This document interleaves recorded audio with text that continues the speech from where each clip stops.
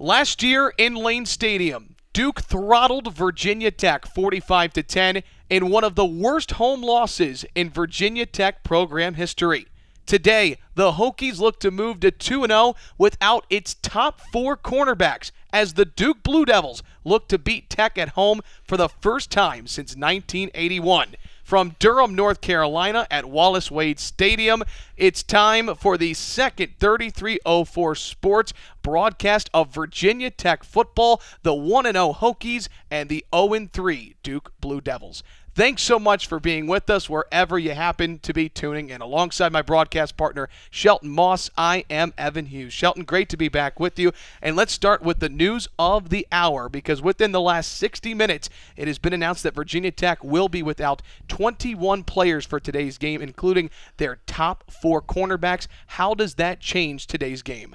Well, it's a huge change for the Hokies. Obviously, their top four cornerbacks are all out. Devin Taylor, Armani Chapman, Breon Murray, and Jermaine Waller all out, along with safeties Divine Diablo and J.R. Walker. So for the Hokies, you're going to see some guys on the depth chart that a lot of fans maybe have never heard of before. Some guys like Nikui Hawkins, who has not played in a game so far, Nadir Thompson at cornerback, and Dorian Strong, a true freshman cornerback who has impressed the coaches in practice. Others at safety, Tyler Matheny, walk-on, Hunter Green, Lakeem Rudolph, another true freshman.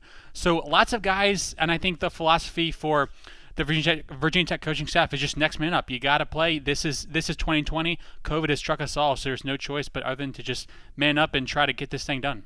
Last week, Virginia Tech was without first-year defensive coordinator Justin Hamilton. He is unavailable to coach today, as is last week's interim defensive coordinator Ryan Smith, the cornerbacks coach. So defensive quality control coach Jack Tyler, as well as former Division I head coach at Minnesota, current linebackers coach Tracy Clays, and the rest of the staff will tag team the defensive coordinator duties for today. And that certainly throws another wrench into things for Coach Justin Fuente, not having a full staff available for today. Exactly. Ryan Smith called plays last week. Coach Fuente said he did a really good job, but obviously he's not available today.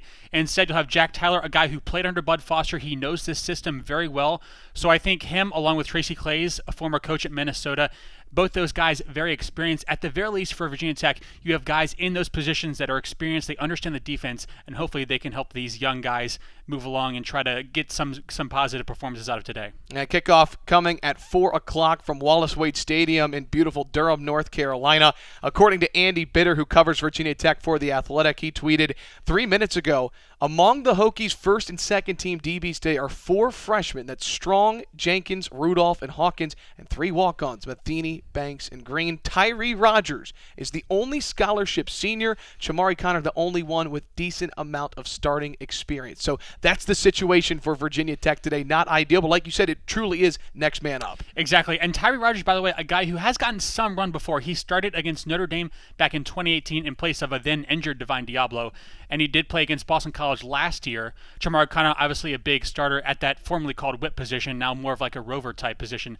So you've got a couple guys with experience, but I think, Evan, for the Hokies, you're going to lean on guys like Rayshard Ashby and Dax Hollifield, the two studs at linebacker, very experienced. They're going to have to lead this team, these young guys, because it's going to be a tough transition. You're going week to week. You don't know who's going to practice what day, who's going to play.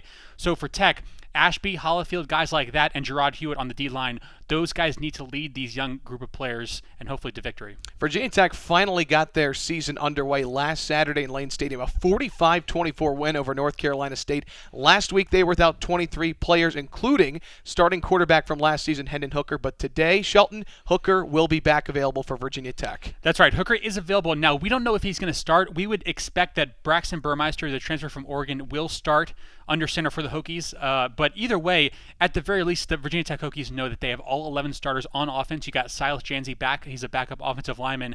And, of course, looking at the performance last week against NC State, the offensive line dominated the entire game. So at the very least, you have losses on defense, but that offense is at full strength. So you expect they're going to be motoring along at a very high pace, and we expect lots of points put up in this game.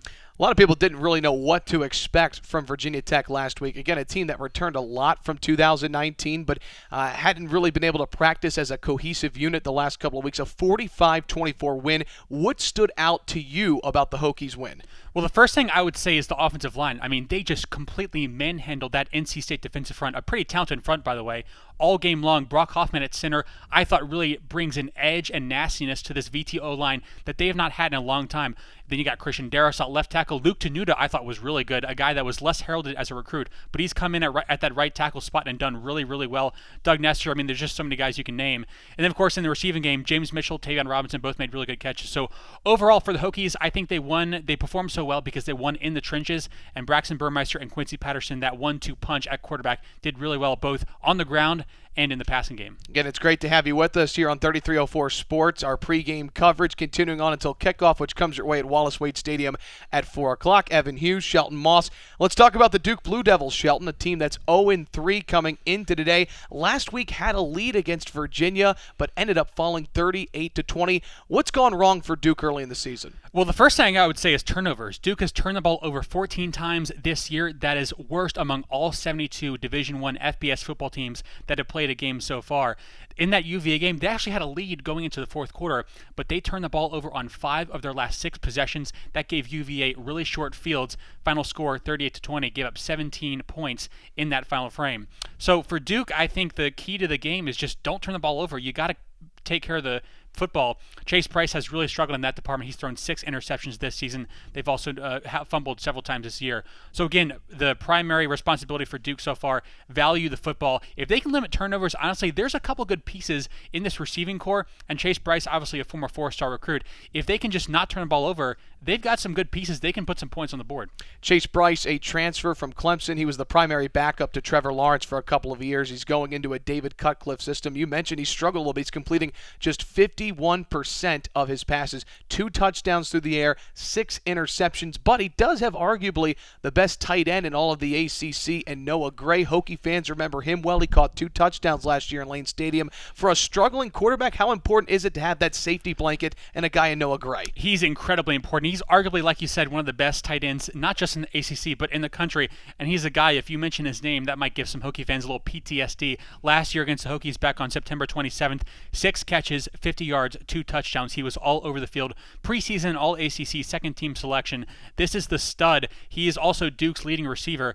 And Duke, they don't get the tight ends involved too much in the passing game, but Gray is certainly an exception to that because he can stretch the field so well. He's all over the field, and Bryce certainly is going to be targeting him all game long. And he's a threat in the red zone as well. That young secondary for Virginia Tech will have to keep an eye on number 87, Noah Gray, today.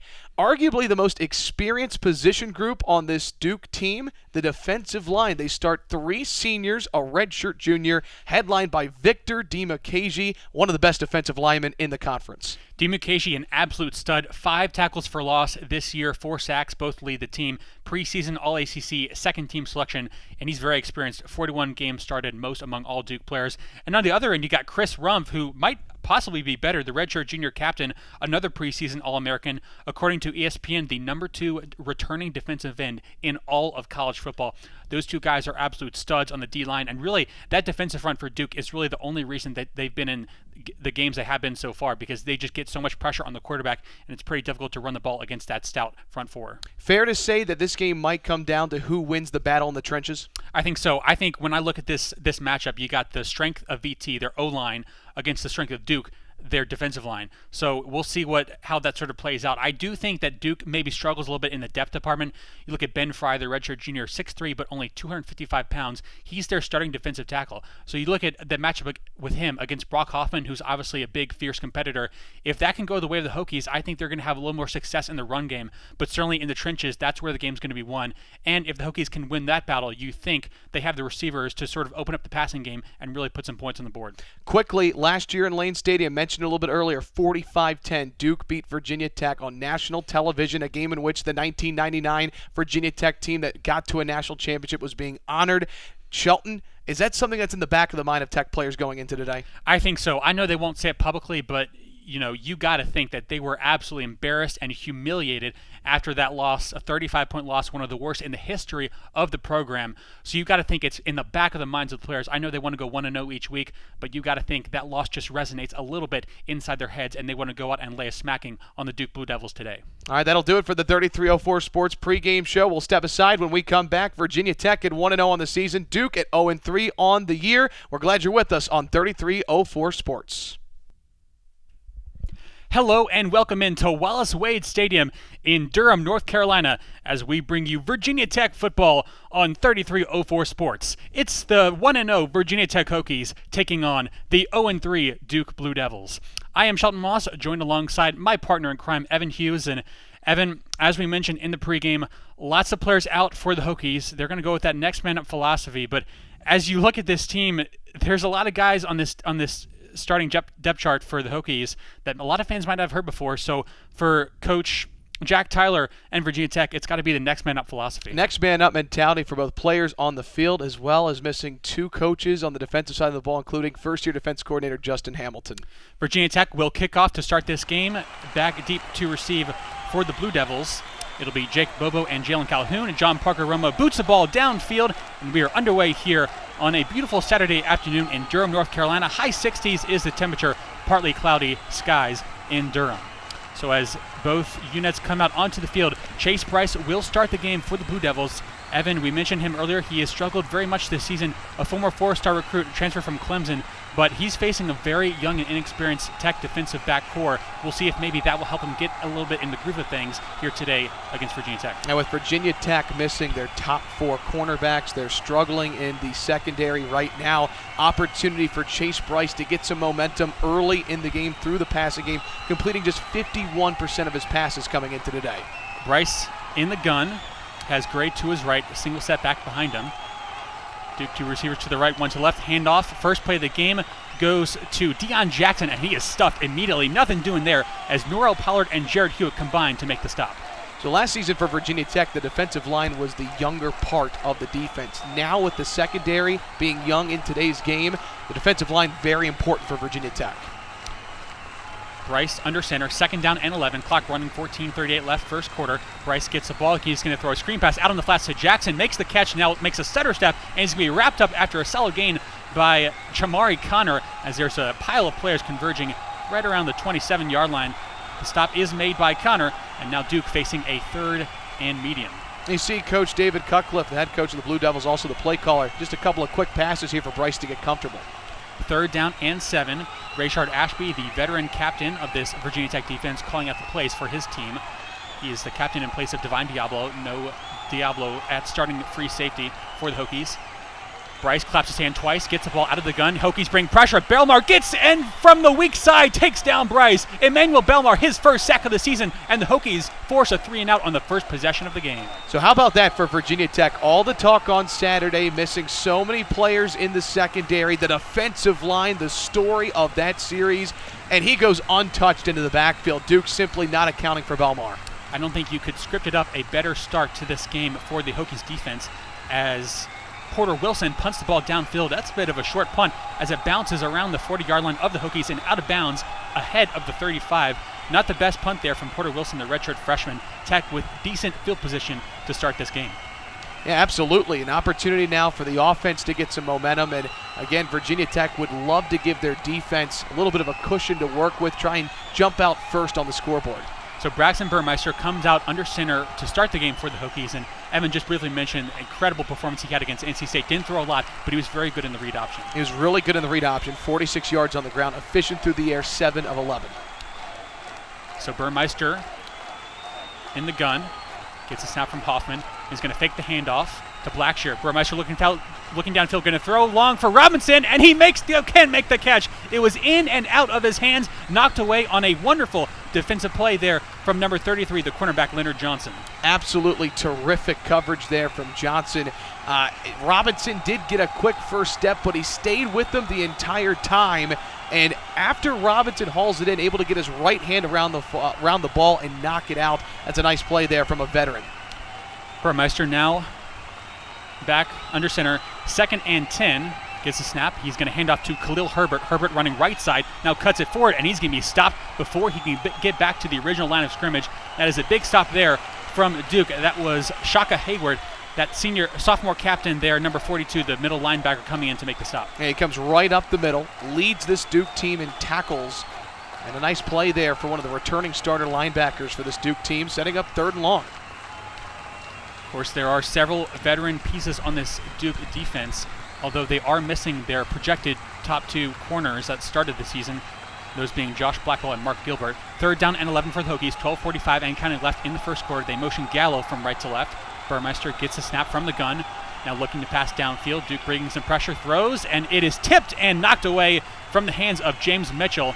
So Duke matches Virginia Tech's 3-and-out to start the game with a 3-and-out of their own. 4th down and 11. Hokies will punt. Yeah, I like the play call there from Virginia Tech, trying to get a receiver open in the middle part of the field, but Jeremiah Lewis, the redshirt sophomore, comes up, makes a nice play on the ball, able to get his hand on it, and sets up Oscar Bradburn.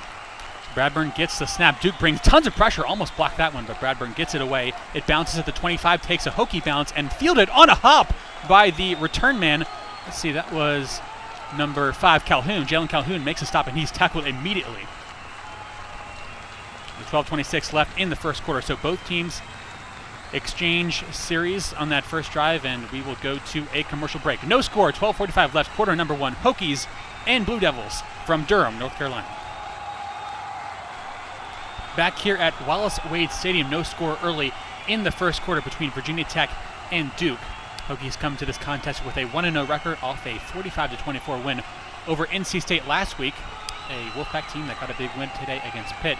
Meanwhile, Duke 0-3 on the season, all 3 losses in ACC play. Started the season off with a defeat against Notre Dame. Fell to Boston College at home 26-6, and last week suffered a setback at Virginia 38-20. That is where the Duke Blue Devils come into this contest.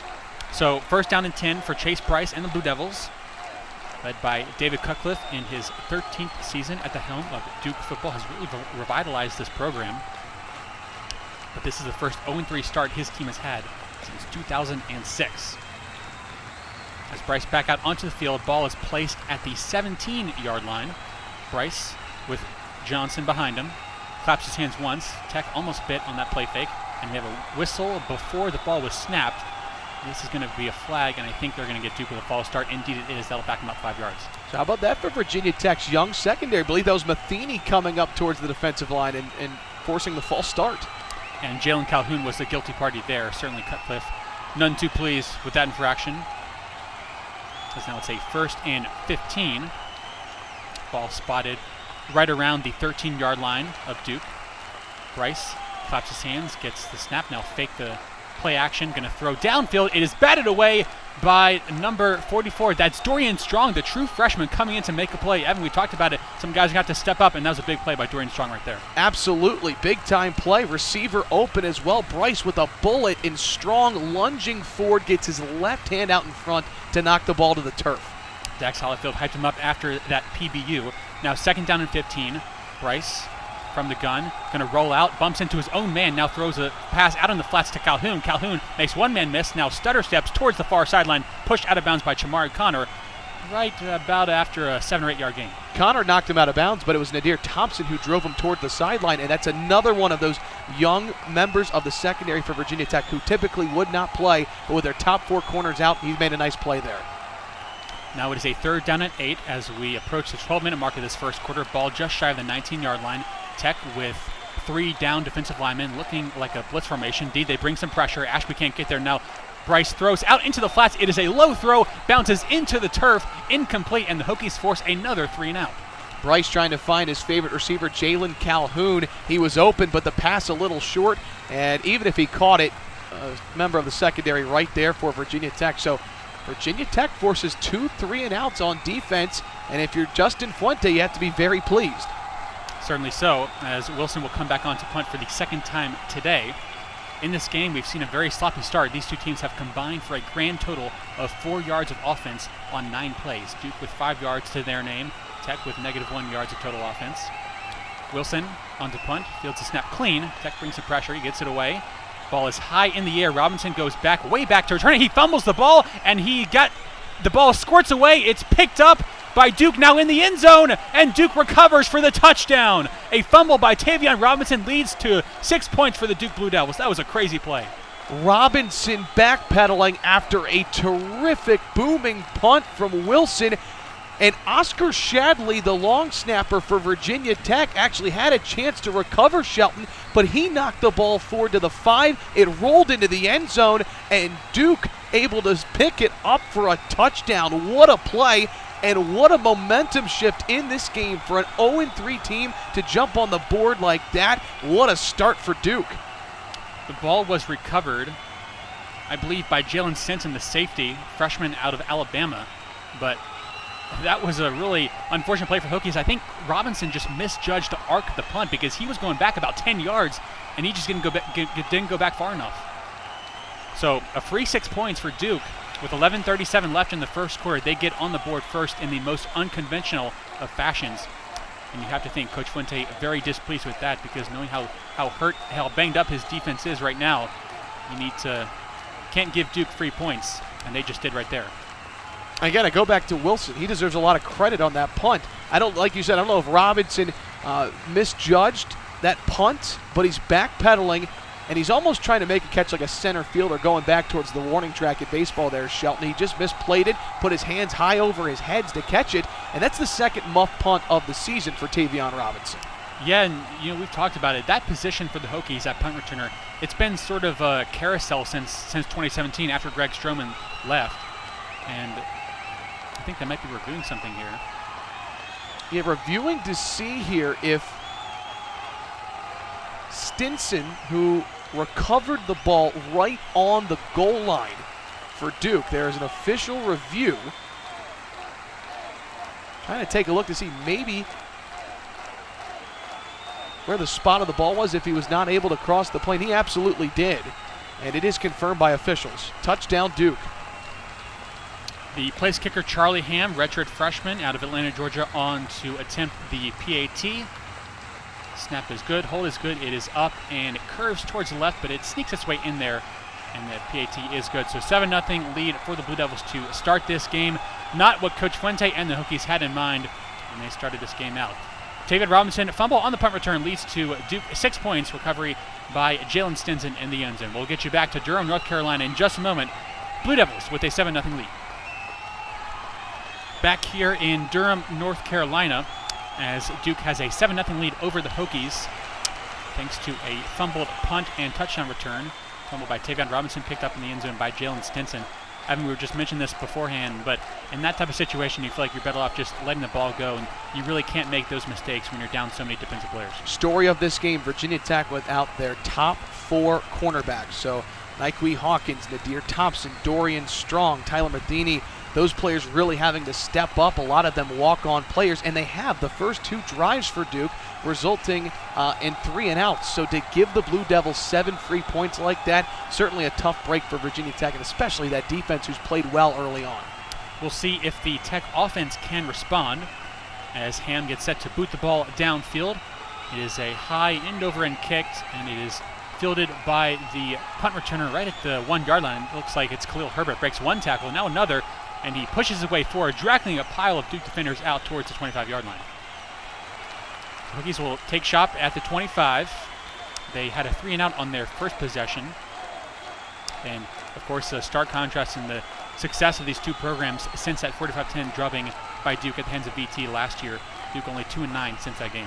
Yeah, Duke just 2 wins since they beat Virginia Tech 45-10 last year in Lane Stadium. Hokies 7-3, and you can make the argument the Hokies really could be 10-0. Yeah, they've had several close losses: Notre Dame, Kentucky, UVA.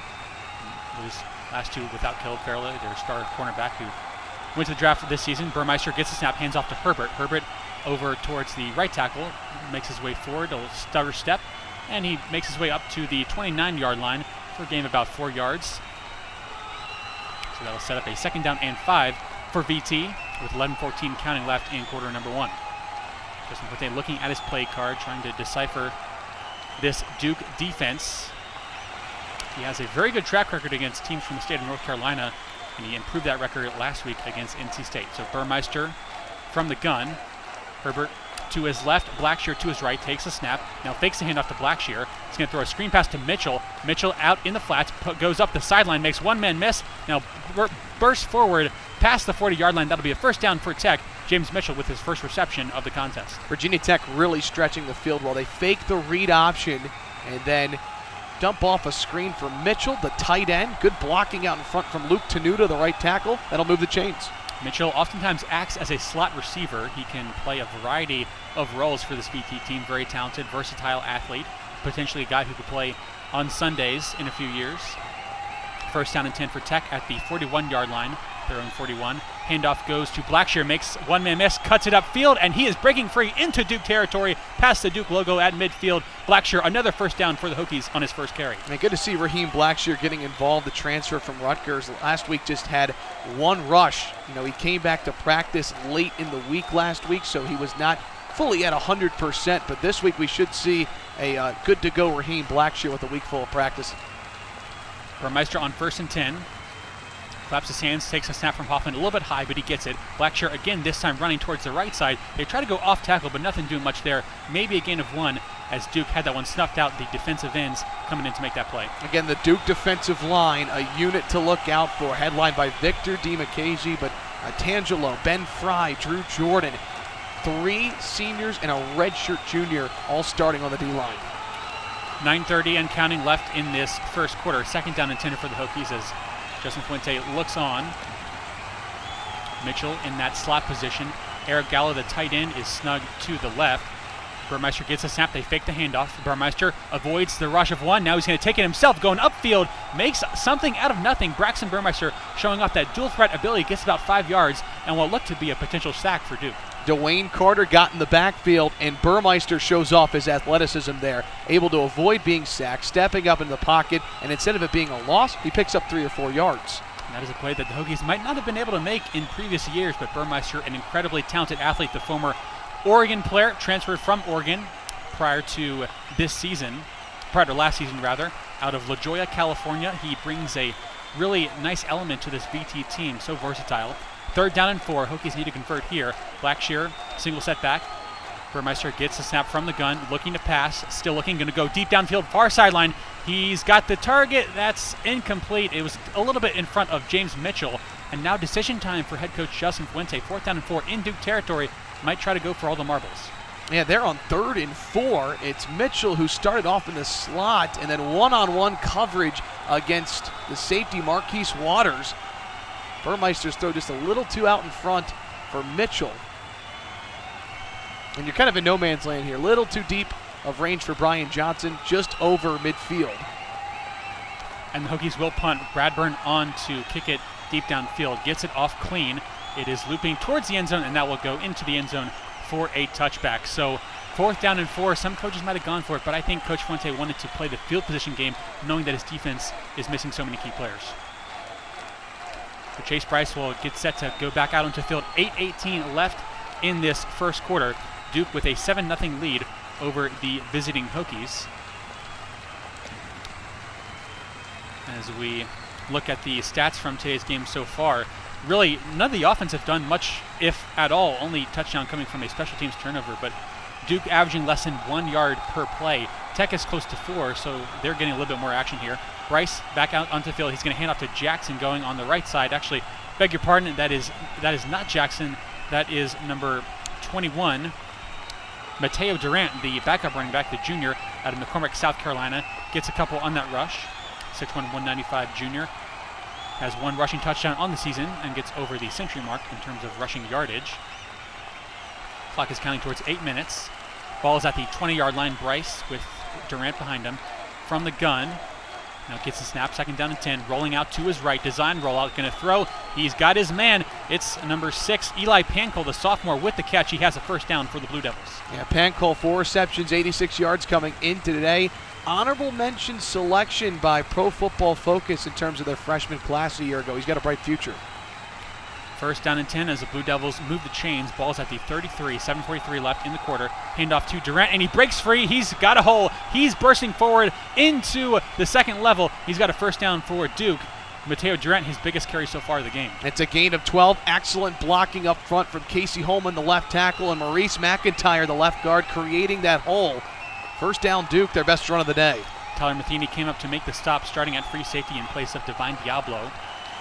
Bryce gets a snap, fakes off to no one in particular, now throws downfield. The pass is high, intercepted by Tyler Matheny, making his first career start. Matheny going down the field into Duke territory, and he's hit out of bounds inside the 30. What a turn of events for the Hokies. Tyler Matheny making the start for Divine Diablo comes up with a huge pick.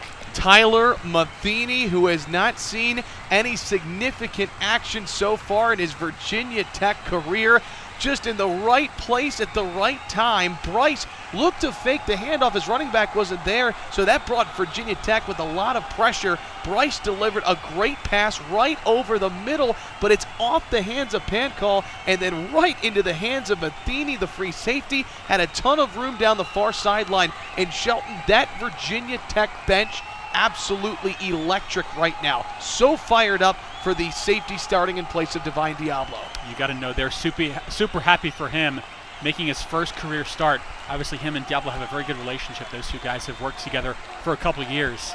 But, you know, you put yourself in the game and the ball will find you, as the old saying goes. So Duke with their first turnover of the game. And again, a common theme we've seen with the Blue Devils so far, they just cannot take care of the football. That's the 7th interception of the season for quarterback Chase Bryce. So Burmeister back out to the field in the gun. He is going to hand off to Khalil Herbert. Herbert cuts one way, now goes back to the left, and he is stopped after a gain of a couple yards. Making the tackle in there for the Blue Devils is number 93. That's Ben Fry, the defensive tackle. So early on, we are seeing Duke's defensive line get the best of Virginia Tech's offensive line. Virginia Tech last week ran for a 314 yards. Brock Hoffman, Tech Center, the ACC Offensive Lineman of the Week, but it's DiMaccaggi and Duke's defensive line getting the best of Tech right now. Burmeister with Herbert shadowing him. Gallo, the tight end, snugged behind the line of scrimmage to the left of Darisaw. Burmeister getting the play call from the sideline. Play clock down to 7 seconds, and he's still waiting for it, and I think Tech might have to call a timeout here. There's confusion on the sidelines as Burmeister just was not aware of what the coaches wanted him to do. Bit of a miscommunication now, and the Hokies will have to spend a timeout. The 2nd down and 7, 6:23 left in this first quarter, and we will take a break with them. So, Hokies have the ball down 7-0. They are driving after the Matheny interception. We'll get you back in just a moment to Wallace Wade Stadium. You are listening to 3304 Sports. Back here at Wallace Wade Stadium, Duke with a 7-0 lead in the early going against Virginia Tech. Tech with the ball after the interception by walk-on Tyler Matheny. And they are driving towards Duke territory. But that was certainly a big momentum change right now for this Hokies team. We'll see if the offense can get something going so far, but it's been really tough trying to run the ball against that stout Duke defensive front. It really has been. The defensive line led by Victor DiMaccaggi, really good early on, getting the best of that Virginia Tech offensive line. But how about the walk-on? Tyler Matheny. Again, how about a way to make your career debut in the first quarter with an interception that puts Virginia Tech in Duke territory? This is important here for the offense to get some kind of points down 7-0. Indeed, it's been tough slugging for that Hokies offense. So far, averaging only a little over 4 yards per rush and less than 4 yards per play as a team. Burmeister so far, passing-wise, just 1 for 4 for 11 yards. He's had a couple drops, but it's been a bit of a sluggish performance in the first 9 minutes of this contest. So after the Virginia Tech timeout, 2nd down and 7, they have the ball at their own 43-yard line due to the Hokies. Burmeister has 2 receivers lined up to his left. Mitchell behind the line of scrimmage, off to the left as well. They motion Trey Turner in the backfield going left to right. Burmeister gets a snap. He will fake the handoff to Khalil Herbert on the play action. They dump it in the flats to Mitchell. Mitchell cannot break the tackle. That was a great stop in the open field by the newly minted number 0, Marquise Waters, the senior. Marquise Waters and the previous possession for Virginia Tech was in coverage on that 3rd and 4, that long one-on-one jump ball for James Mitchell, and they're just following him into the flat. Excellent tackle. It's a gain of maybe a yard. Waters making his 28th career start. He used to wear number 10 for 3 years, but changed his number to 0 as the NCAA let players wear that number this season. He is one of the leaders of this secondary and on this Duke defense. 3rd down and 7 for the Hokies. Burmeister with Herbert to his left. Gets a snap from the gun, now looking to pass, scanning his downfield options. Now he's rolled out, pushed out to the right, and he's going to throw the ball away into the stands. He had nothing there, and I'll tell you what, this Duke secondary has done a really good job of limiting the options so far for Burmeister. Tech receivers just have not gotten any separation. Burmeister had about 3 seconds in the pocket before coming free was Chris Rump II, the 6'4", 235-pound redshirt junior, forcing Burmeister to roll out right, but there was a flag. Could this be roughing the passer or a late hit out of bounds? See what the officials called. Now Burmeister, after he threw the ball, he was hit, and he was approaching the sideline. He was pushed out, and I think that's got to be a flag. That's got to be a late hit out of bounds. Indeed it is. So the Hokies will get a free new set of downs after that 15-yard personal foul. Late hit out of bounds by the Blue Devils. That is a big mistake. That was Rocky Shelton, the redshirt sophomore, who committed the foul. So Tech with a free possession now. 5:35 left first quarter. Ball's at the 42-yard line of Duke. High snap, but Burmeister gets it, hands off. Now he's going to keep the ball, actually. Goes up the middle for a couple yards. We've seen several times so far this season, some of those snaps from Hoffman have been a little bit high. I think he's got to try to get those down a little bit because it prevents Burmeister from really getting the play off on the right start. And even though that was a gain of 1, excellent read by Braxton Burmeister. He recognized that that defensive end was right there waiting for Herbert. He keeps it himself. That's the difference between your running back getting lit up and picking up a yard.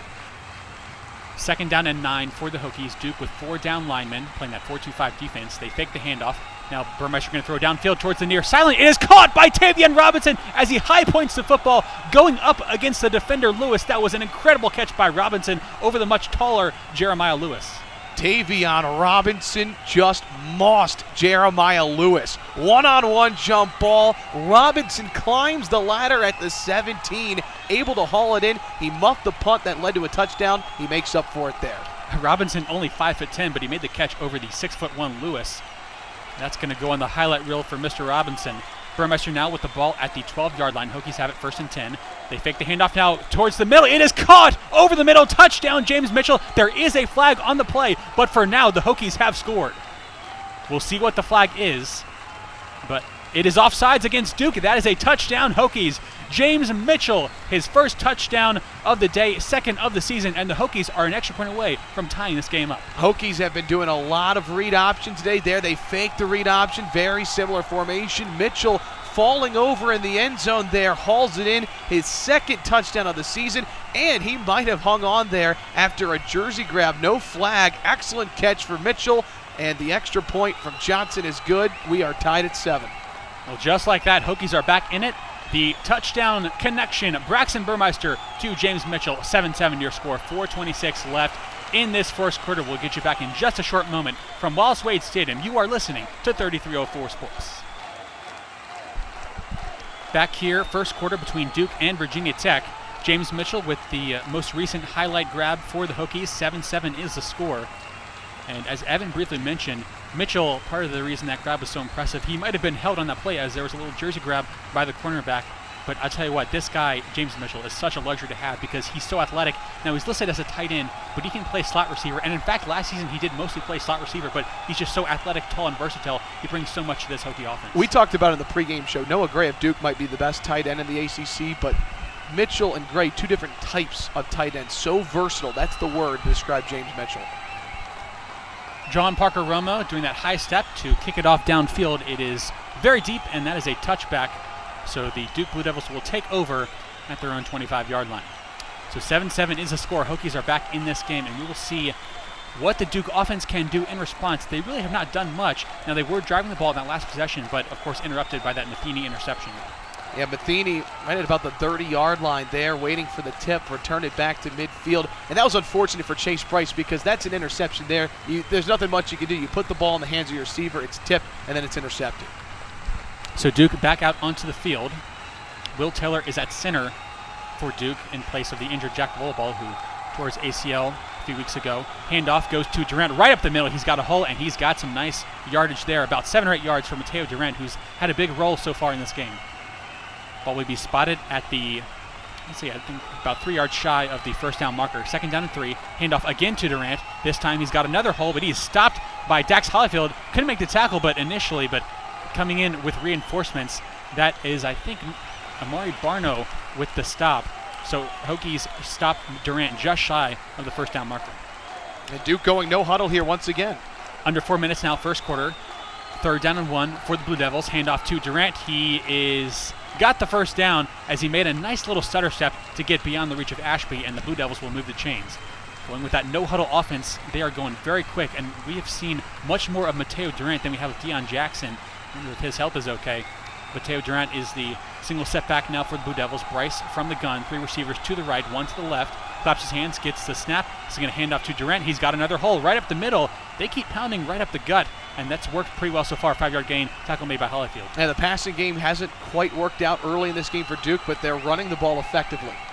certainly we saw last week, one thing the Hokies struggled with was conditioning on that D-line. They did get gashed a little bit in the run game by NC State, and you have to think part of that maybe just the lack of a full offseason due to poor conditioning.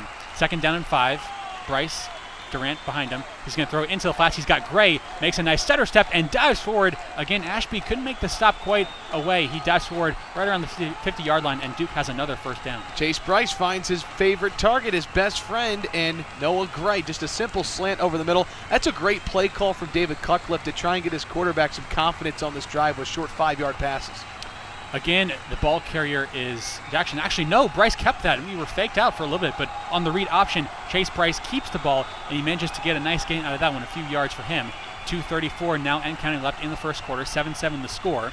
2nd down and 6 for the Blue Devils, going with that fast, high-tempo offense. Hokies barely have any time to regather themselves.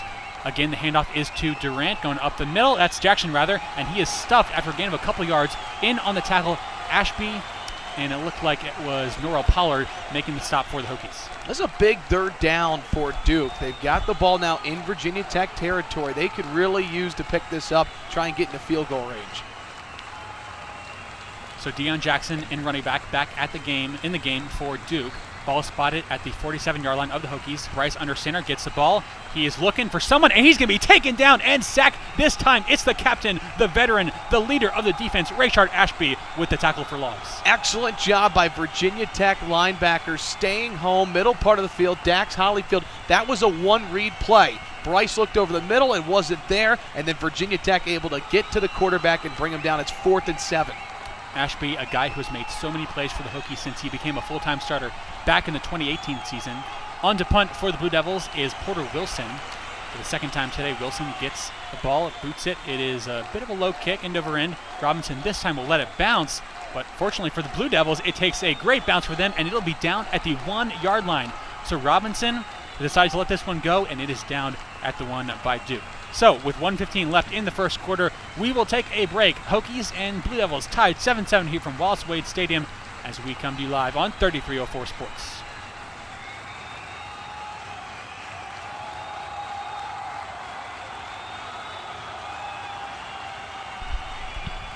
So just like that, the Hokie offense will come back out onto the field. Braxton Burmeister from his own end zone has the snap. Hokies now bluff the snap for a moment. 1st down and 10 from their own 1. Herbert, the back in the backfield, going to fake the handoff. Now Burmeister going to throw towards the sideline. It is incomplete, but there is a flag as he was targeting Caleb Smith. We've seen that before this season. Caleb Smith draws the offensive pass or defensive pass interference on the far sideline. What a gutsy call there for Justin Fuente and offensive coordinator Brad Cornelson from your own end zone to fake the handoff, throw a one-on-one jump ball to Caleb Smith, a very physical receiver, had a physical catch on a 3rd down last week against NC State, one-on-one coverage, and Smith did a good job of not only selling the contact, but almost catching the ball on the ground. And you got to think that Coach Cornelson and Coach Fuente maybe not too comfortable running the ball from their own 1-yard line, given the fact that Duke has done so well in stopping the run game for the Hokies. So now 1st down and 10 after the penalty. Duke's 2nd penalty of the contest. They motion Nick Gallo in the backfield. Handoff is kept by Burmeister, bursting out to the outside, now cuts it back inside, and he's stopped by a host of Blue Devil defenders after a nice gain of about 3 or 4 yards. Braxton Burmeister has really shown off his arm strength in today's game, but last week against North Carolina State, just 46 yards on the ground, but he's so athletic, and he really is dangerous. When he gets the ball into open space, you really have to account for him and the running backs on those read options. The 2 transfers working in tandem so far for the Hokies. Khalil Herbert, formerly of Kansas, and Braxton Burmeister, formerly of Oregon. Mitchell, the tight end, snug to the right side. Burmeister from the gun gets a snap. He's going to fake the handoff to Herbert. Now looking downfield, and he's got his target. Is that a catch? No! Tavion Robinson made a diving effort on the far sideline. Could not come up with the ball as he tried to make a one-hand catch on the ground. Would have been quite impressive, but he just was not able to come up with it. I think the impressive thing about that play, despite there being an incompletion, is the fact that as Burmeister is thinking about handing the ball off to Herbert, he's looking downfield. Saw something that he liked in the secondary, put the ball right on the money, but excellent coverage at the same time. 3rd down and 7 for the Hokies. They are at their own 19-yard line. Hokies have Gallo, the tight end, split out to the left, Robinson to the right. Now they're going to motion Gallo over to the right side. Burmeister gets a snap, looking, scanning his options. Now going to throw downfield towards the far sideline. Again, this time it's out of bounds. It was caught by Evan Fairs, another transfer from Kansas, but he was well out of bounds, and that's going to be a punt coming up for the Hokies. Burmeister showing off the arm strength. How many times early in this first quarter have we seen him throw that one-on-one jump ball, but has not been able to connect once on it? So the Hokies will have to punt. 4th down and 7, just 19 seconds left in this first quarter.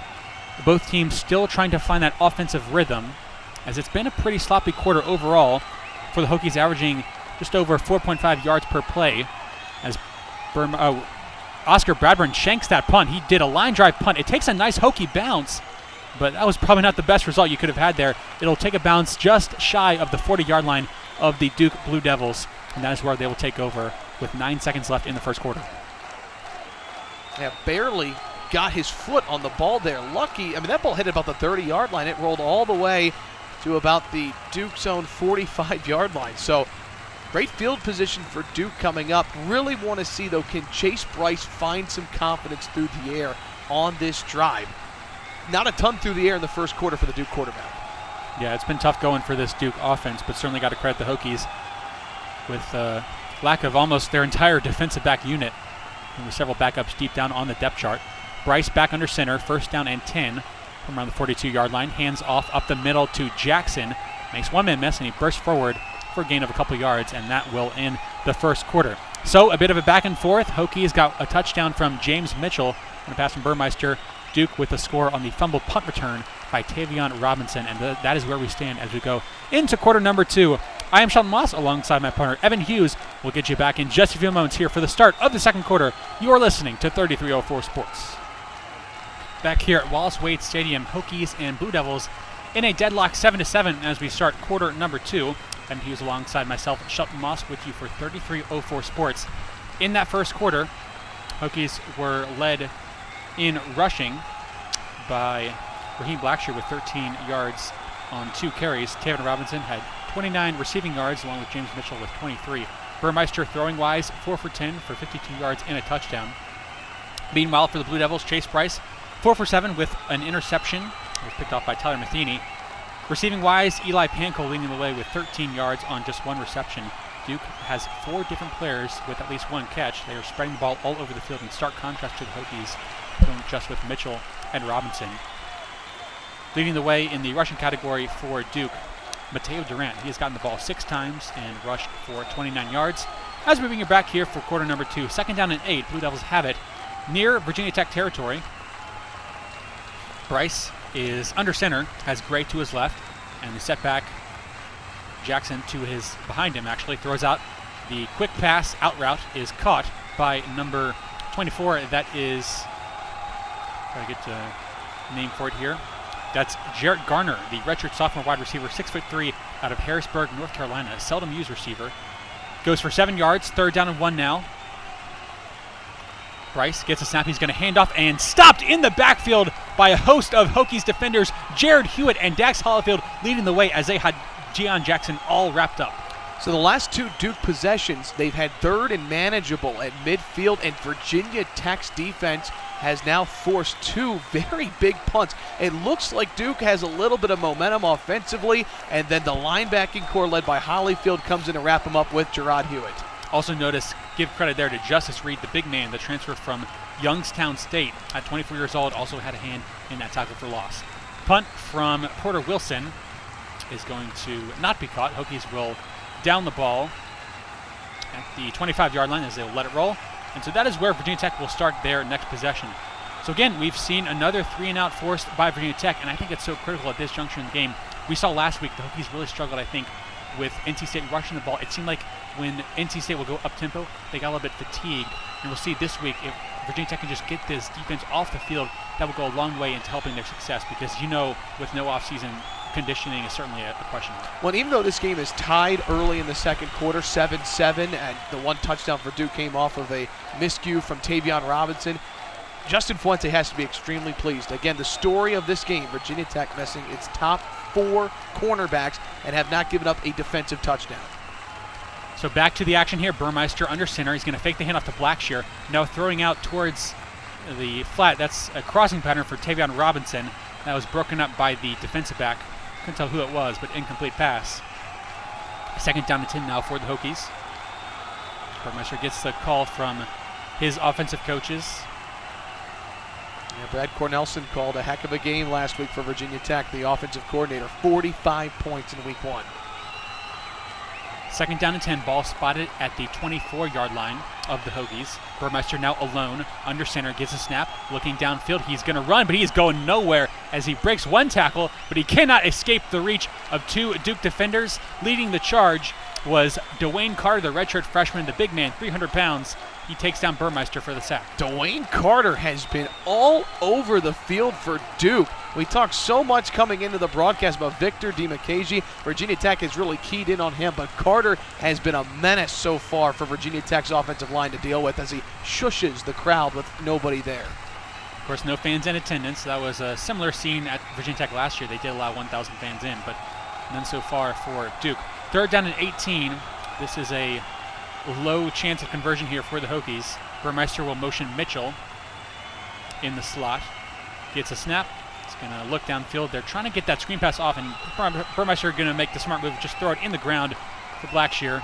And that will be a waste of possession for the Hokies there, as the sack really sort of threw a wrench into their plans. But once again, we see this Duke defensive front just totally imposing their will on this VTO line. Yeah, a very smart play from Braxton Burmeister there. Nothing there. It almost looked like Virginia Tech was trying to set up maybe a screen to the far side of the field, and Burmeister intentionally threw that at the feet of his running back, Blackshear. Bradburn punts the ball away from his own 10. It will take a bounce right around the 43, and a good Hokie bounce will trickle towards the 30-yard line of Duke.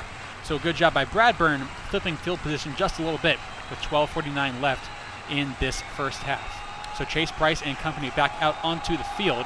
So far, the Blue Devils have amassed 63 yards of total offense on 21 plays. So 3 average, that's not really good, but you just feel like it's only a matter of time. We've seen Duke a couple times get the ball a little bit downfield. Hokies have sort of had a bend but don't break defense.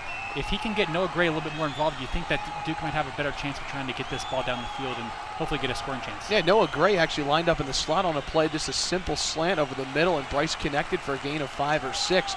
I don't know if it's that Virginia Tech's done a nice job of keying in on Gray. Again, he caught 2 touchdowns against him last year.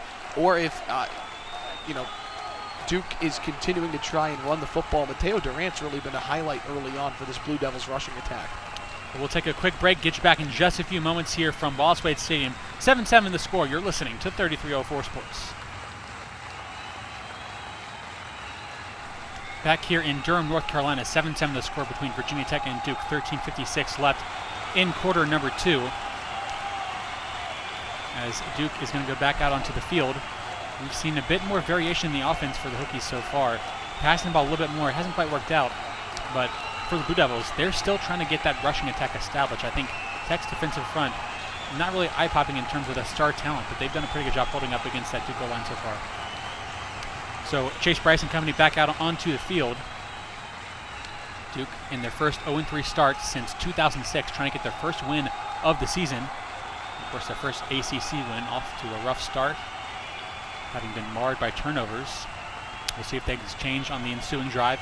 Bryce from the gun, Jackson behind him. They fake the handoff, and Bryce can throw it into the flats. The pass is caught by number 85. That is Damon Filial-Johnson, one of the more underrated players in this conference. Makes the catch and has a first down for the Blue Devils. Yeah, preseason All-American as a punt returner. That was second team by CBS, and not only is he a really good special teams player, can get it done offensively.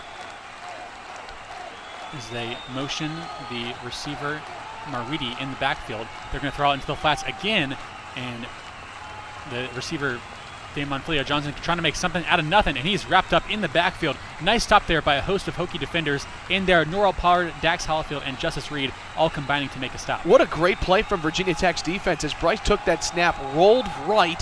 The Duke then tried to set up blockers on the opposite side of the field, so he rolled right, then threw back to the far side of the field. Duke has really tried to catch Virginia Tech sleeping a couple of times by reversing field, and the Hokies have stayed home every time on defense. That was going to end up being a 4-yard loss, so that'll really back Duke up. And of course, it's always key if you want to have a versatile offense. You got to avoid those negative plays. But the Hokies snuffed that one out. They've done a really good job of getting off blocks as We have a whistle here. The chop block is called. That's going to go against Duke. That'll back him up even further. And that's what happens sometimes when you reverse field on plays. Offensive linemen have to do a little bit more blocking, and that's a costly chop block, not even on an offensive lineman. That's Jake Marweedy, the backup tight end, 6'6" tight end, who really makes for a nice 1-2 punch. As we take another look, we have the advantage of looking at that replay, and no question there, definitely a chop block. Yeah, it looked like that was Keonta Jenkins who he chopped down. So that'll back up Duke an extra 10 yards, 2nd down and 24 for the Blue Devils. Now they're in an obvious passing situation. We'll see what they do here. Bryce from the gun has Jackson behind him. He is going to look to throw, and he's going to look on the slant pattern. It is caught by Johnson, and he breaks one tackle. He's got a nice gain, gets almost all that yardage back as they were going against Dorian Strong, the true freshman cornerback for the Hokies. But Philly Johnson makes a huge gain, and now Duke is in a 3rd down and manageable. And a nice job with yards after catch there. That's a simple crossing route. He stops. He has enough room to turn and move upfield. That's about 10 yards after the catch there for Philly Johnson. Bryce claps his hands, gets the snap. Now he's going to run with it, and he is wrapped up and tripped by Tyler Matheny, the walk-on, coming in to make another play as the Hokies get a huge stop on 3rd down. Tyler Matheny, the walk-on, getting the start today. An interception in the first quarter. What an aggressive call by Virginia Tech's defensive staff without their defensive coordinator to bring the walk-on safety on a blitz. Wraps up Bryce, 4th down Duke. It looks like the Blue Devils are going to go for it here in their own territory. This is an interesting call. We'll see if they're just trying to bluff. They will go for it. Bryce gets a snap. He's pressured. He throws. It's incomplete off the hands of the intended target, Jake Bobo, and Duke turns it over on downs. Is that looking for Bobo there, just off his hands. And that was my apologies. That was 3rd down. Yeah, so it looks like we got a little bit confused in terms of the downage there, but either way, that was a big stop there for the Hokies. 4th down and 7 as the punter, Porter Wilson, back on to kick it deep. So we've seen lots of guys all over this Tech depth chart making plays. Wilson gets the punt, fields it cleanly, boots it downfield, and the fair catch is called for by Raheem Blackshear. So we've seen, Evan, a change of punt return. Coach Fuente not liking what he saw from Taylor Robinson. Blackshear now doing punt return duties. Yeah, we saw last year in a game Hezekiah Grimsley, who was the punt returner, have trouble with the punt, muffed one. Or later in the game, Taviano Robinson came in to return punt. So Coach Fuente making a change after Robinson muffed that punt earlier in the game for Virginia Tech that resulted in a Duke touchdown. 12:49 left in the second quarter, rather. Still 7-7 between the Hokies and the Blue Devils. Get you back to Wallace Wade Stadium in just a few moments here on 3304 Sports.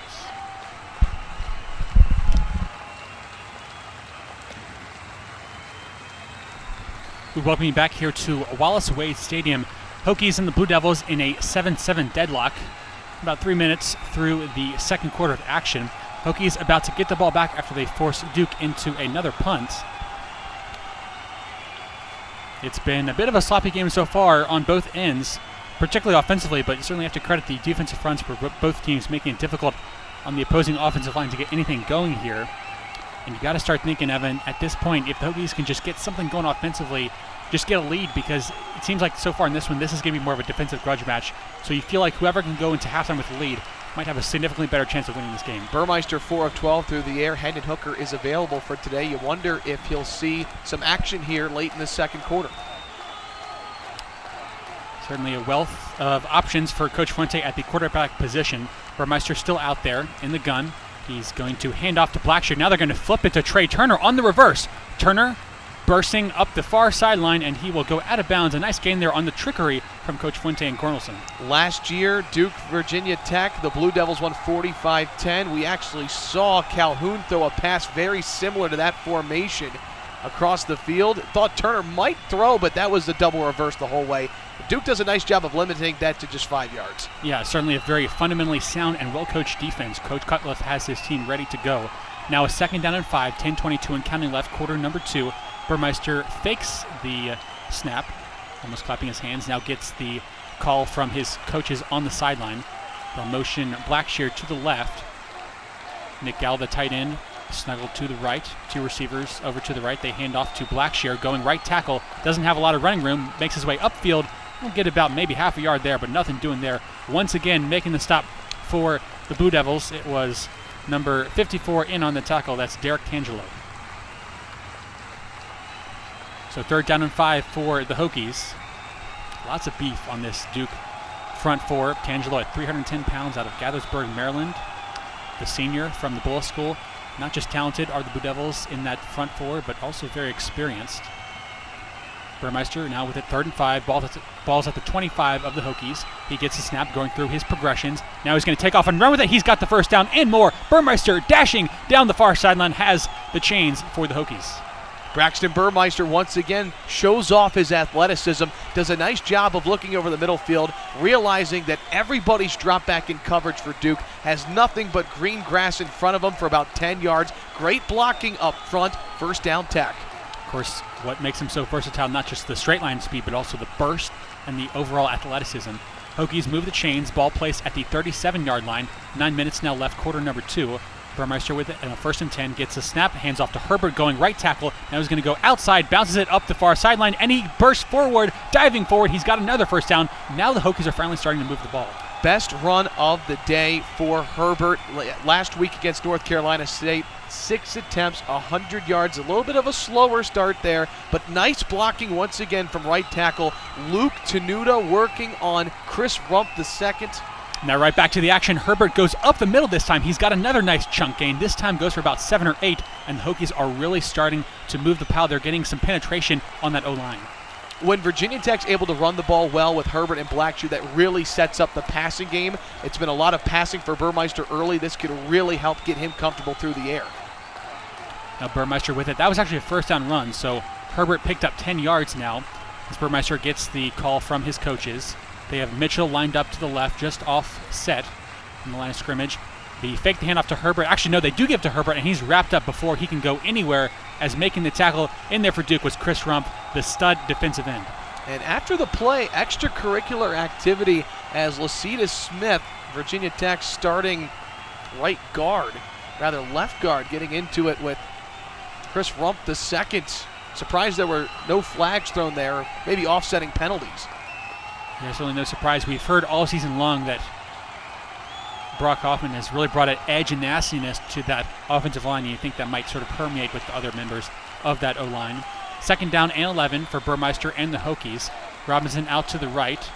Burmeister looking to throw. He's going to go over the middle. It's caught by Turner, his first catch of the game. Turner bursts upfield and has the gain for about 7 or 8 yards, so that'll make it a 3rd and much more manageable for VT.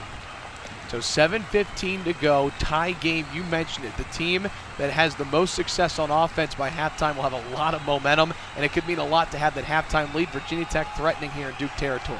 The clock is rolling, now south of 7 minutes left in the half. This is a huge 3rd down pickup for the Hokies, and you would think if they don't get it, this is the area of the field where you might want to try to make it a 4-down game and go for it if you are not successful. They motion Smith in the background. Handoff goes to Blackshear up the middle, makes a spin move, and he's got the 1st down and more as he is dragging a defender with him. Raheem Blackshear, that was all effort on that play. Took Carter with them. 1st down, Virginia Tech. Blackshear just 1 attempt on the ground last week. He's somebody who gets it done in the passing game as well. More of a receiving back who can line up in the slot. Great spin move. He had the 1st down, but after he spins, a pickup about another 9 yards. Well, some runs we know we can attribute to the O-line, some to the running backs. That was all Raheem Blackshear right there. He made that move entirely and got the 1st down for VT. Now Burmeister with Blackshear behind him. They motion Gallo. Offset behind the line of scrimmage. Burmeister will fake the handoff. Now he's going to run towards the far sideline. Burmeister is edging towards the outer edge of the field, and he is going to be pushed out after a nice gain of about 5 or 6 yards. But again, Evan, we see Burmeister, a dual threat. He's got the legs, and he makes a play for the Hokies. And as soon as he runs out of bounds, he's trotting right back to where the football is at the line of scrimmage. The Hokies want to move quickly here. Well, we've seen a total turn of events in this drive for the Hokies O-line as they've really started to get a push off the ball. Burmeister, Blackshear, Herbert all getting in on the fun. Trey Turner also had his first catch of the day on this drive just a few plays ago. 5:45 left and counting. This has turned out to be a pretty long drive. I'd like to get the stats when this one is all said and done. The ball is now spotted at the 15-yard line of Duke. 2nd down and 2. Burmeister gets a snap. He is going to fake the handoff. Now throwing over the middle. That pass is tipped, almost intercepted. That was a very dangerous throw into double coverage looking for Mitchell, but Duke had that one all snuffed out. That was nearly picked off by Michael Carter II, one of the top defensive players for Duke. Double coverage. Mitchell never even had a chance. Virginia Tech very lucky that was not picked off. This drive started at the 10:47 mark of the second quarter. We now have 5:29 left in the quarter. 3rd down and 2. So this drive so far has elapsed over 5 minutes of time, and Hokies doing everything they wanted to do so far.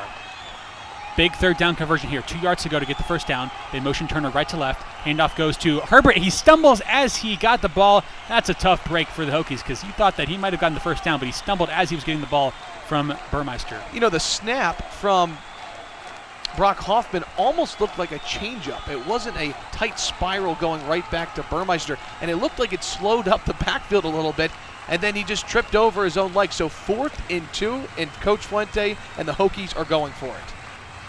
A bold move from the VT coaching staff. They want to play to win today. As they quickly get out of the huddle, Burmeister motions Turner. They're going to fake the jet sweep. Now go to Gallo, the tight end. He's got the ball, and he's got the first down up along the far sideline. Nick Gallo, with his first reception of the day, moves the chains. Gallo, perfect there, jutting out towards the Virginia Tech sideline, far side of the field. Duke really keyed in on Trey Turner, who they brought in motion. Almost looked like a jet sweep. That might even be an option play for Burmeister to see what he likes, and he made the right decision there to throw the football. Nick Gallo, who's taking over for Dalton Keene, tight end last year for the Hokies in that H-back role.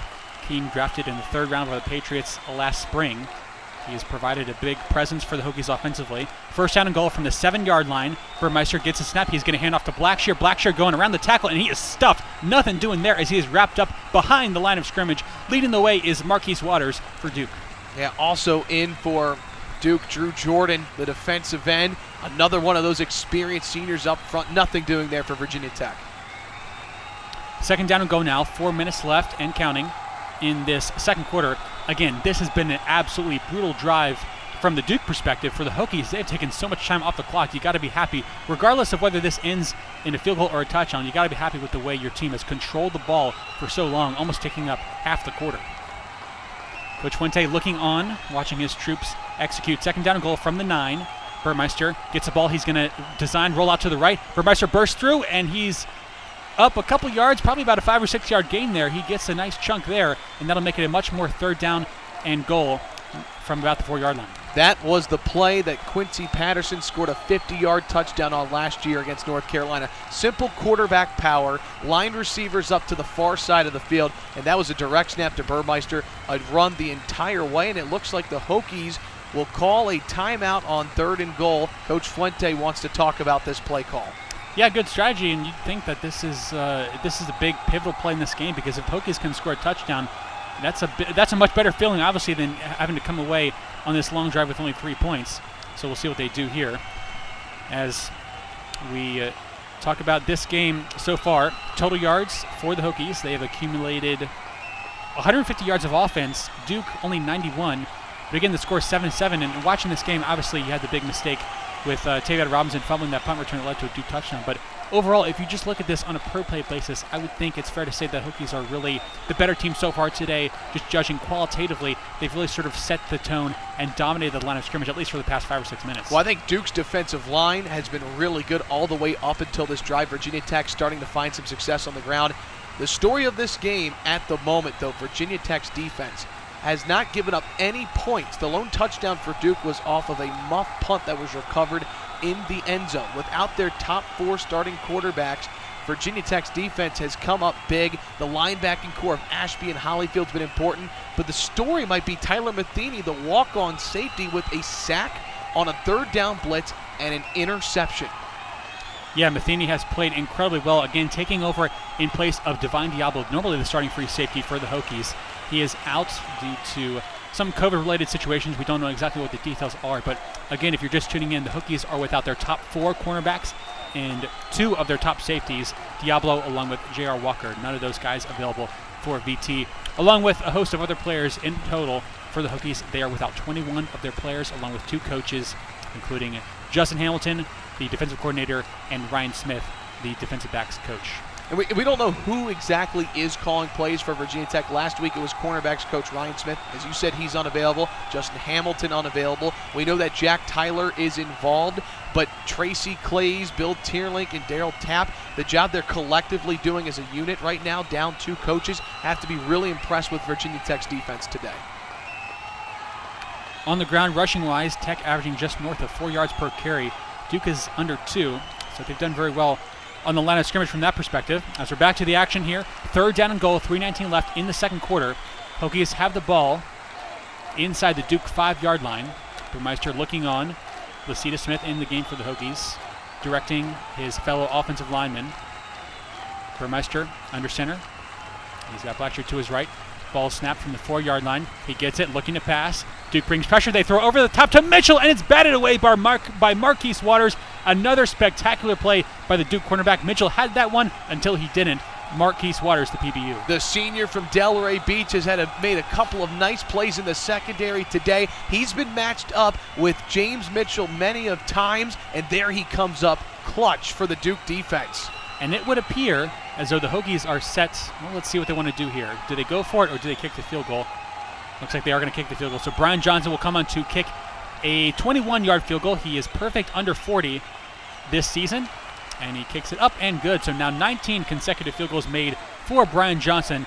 So reliable at that place kicker spot. And Evan, looking at this drive, I know you only got 3 points for the Hokies. They certainly wanted 7, but considering how much time they put Duke defense on the field, the time they took off the clock, that was a big win for VT. They took over 7 minutes off the clock. They're now leading 10-7, and the way the defense has been playing, with 3:14 to go, you have to feel confident that you can continue that same success of applying pressure on Chase Bryce and that Duke offense. Again, if Virginia Tech could get to the lead, given the circumstances of missing 21 players going in today, you have to be pleased with that. 10-7 is the score. We'll get you back in just a short moment here for the conclusion of this first half. Hokies now with a 10-7 lead over Duke. You're listening to 3304 Sports. Back here at Wallace Wade Stadium in Durham, North Carolina. Skies are partly cloudy today. Temperature in the high 60s. A perfect day for football. No fans in attendance here at Wallace Wade, but that has not stopped the 2 teams from playing today. 10-7, the Hokies lead it. I am Shelton Moss, joined alongside my partner Evan Hughes. Evan, any overall thoughts on this first half? It seems like it's a defensive grudge match coming to this one. We thought it would be a high-scoring affair given Tech's defensive attrition, but this has been a tale of 2 defenses. Both defenses have played really well, and let's start with Duke. We keyed in on in the pregame how good this defensive front was for Duke, starting 3 seniors, a redshirt junior, headlined by Victor Dimukeji. He's been relatively quiet in this first half, Shelton, but it's been others such as Ben Fry, Drew Jordan, as well as Chris Rumpf II that have really given pressure to Braxton Burmeister and this Virginia Tech team. I think a big reason why they haven't had a ton of success through the air is because Burmeister's only had 2 to 3 seconds to throw, and have to mention Dwayne Carter, the redshirt freshman, playing very well at defensive tackle for Duke. And again, I think a matchup to look at the remainder of this game is Marquise Water, the senior safety, going up against James Mitchell, the tight end. We've seen it now 3 different times. The 2 have been matched up one-on-one, and Waters has won that battle every single time. Yeah, very veteran Duke secondary. They have certainly kept this team in the game. 3:14 left, quarter number 2. Hokies now lead for the first time today as head coach Justin Fuente, mask in all, looks on, along with Jack Tyler, the acting defensive coordinator for Virginia Tech in this game. Tyler working in place of Ryan Smith and Justin Hamilton, both out due to COVID-related situations for this game. John Parker Romo, wearing number 96 with that high step and stride, boots the ball downfield, and it will be a high end-over-end kick, is fielded at the 2-yard line, and a fair catch called for by Damon Filial-Johnson, and Duke will take over at the 25. So 3:14 to go. Chase Bryce 7 of 11 through the air. 1 interception that was out of his control. It was a tip ball right into the arms of Tyler Matheny. This is a big drive for the graduate transfer from Clemson. Can he generate some points for Duke before the half? So far in this contest, Bryce, not a good day throwing wise, just 7 for 11 with 1 pick, 67 yards. Trying to lead his team to a short score before halftime, trailing by 3. Mateo Durant is the single setback in the backfield behind Bryce. from the gun. Bryce claps his hands, gets the ball, fakes the handoff to Durant. He's being pressured, and he's stripped. The ball's free. The ball's free. He is sacked, and looks like Duke recovers it. That was a nice play there from Amari Barno, the hybrid inside linebacker defensive end coming in to make the strip. Barno can do it all. He can line up on the line of scrimmage. Virginia Tech can also bring him from the linebacker spot and bring pressure. And Barno just working right on the left tackle, Casey Holman, gets around him, and Chase Bryce completely blindsided there. And Barno, a guy who, in all honesty, didn't have a great performance against NC State, but he has come to play today. 2nd down and 13 now, clock running, 2:43. Hokies with 4 down linemen. They hand off to Durant up the middle. He breaks one tackle out of the reach of Pollard, and he breaks another towards the second level. Gets a nice chunk gain there. Hokies almost had him wrapped up, but instead he gets about 10 yards. Duke has struggled offensively with 3rd and manageable situations. Anything under 3rd and 5, they're 0 for 2 today. Let's see if they can convert and move the chains. You see where they spot the ball. That was a pretty big run from Durant. I think he might have gotten the first down there as he was wrapped up by Keontae Jenkins, the freshman safety. So indeed, they will give them the first down. That was a big chunk play there from the Blue Devils. Just north of 2 minutes left in this half. Bryce gets a snap, looking. Ball's tipped up in the air and deflected harmlessly, falls to the ground. Hokies with another disruption there from their defensive line as the ball is batted down. I think that was Josh Fuga who got the PBU. We mentioned it at the top of the broadcast, with a young secondary and Virginia Tech missing their top 4 cornerbacks, the defensive line would need to step up today. With the pass rush of the linebackers, they really have in the first half. Indeed so, as they're going to punt the ball. So actually that was 3rd down. I beg your pardon. It looks like the scoreboard misled us. That was 3rd down, so the Duke Blue Devils will punt the ball away. It is a high kick angling towards the far sideline, and it'll hit out of bounds right around the 40-yard line. So we'll see where the ball is exactly spotted. But again, Evan, you just mentioned it. The Hokies have had big-time contributions from their D-line, and certainly Amari Barno. I mean, this is a guy who's so athletic, so agile. Didn't have a great performance against NC State, but he's a guy that a lot of people may not know about. But he's a big-time factor for the Hokies, and he got that strip sack that really set the tone for the rest of the drive. Barno, and how about Fuga making a play as well? Young defensive lineman. Good to see younger players step up for Virginia Tech. That'll make Coach Justin Fuente very happy. Burmeister and the Hokies set up from the 41-yard line, their own 41, 1:57 left. Let's see if they can get something going on this drive just before halftime. Gets the ball. He will hand off to Blackshear. Blackshear going off the right tackle. Nothing much doing there. Gains only about 1 yard as Duke had that one snuffed out from the start. So Brian Johnson, Virginia Tech's kicker, his career-long 54 yards.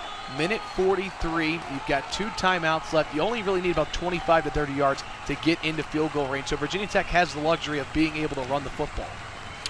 1:33. Clock is running. 2nd down and 9 for the Hokies. Hoffman calls out the play for his O-line unit. Burmeister from the gun gets a snap, looking. He's going through his progressions. He's going to scramble, and he manages to leap forward. Only about a 1 or 2 yard gain there. Hokies playing very conservatively here in the final minute and 30. Yeah, Burmeister really didn't give his receivers a chance to get open. He really tucked it and ran very quickly. Only stood for about a second in the pocket before picking up a yard on the play.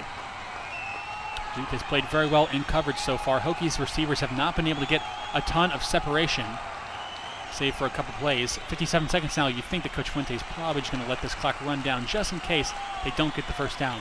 It is a 3rd down and about 7 yards for Burmeister and the Hokies, and it gets a snap. That looked like it might have been offsides. This should be a free play for the Hokies as Burmeister runs towards the sideline, gets hit hard.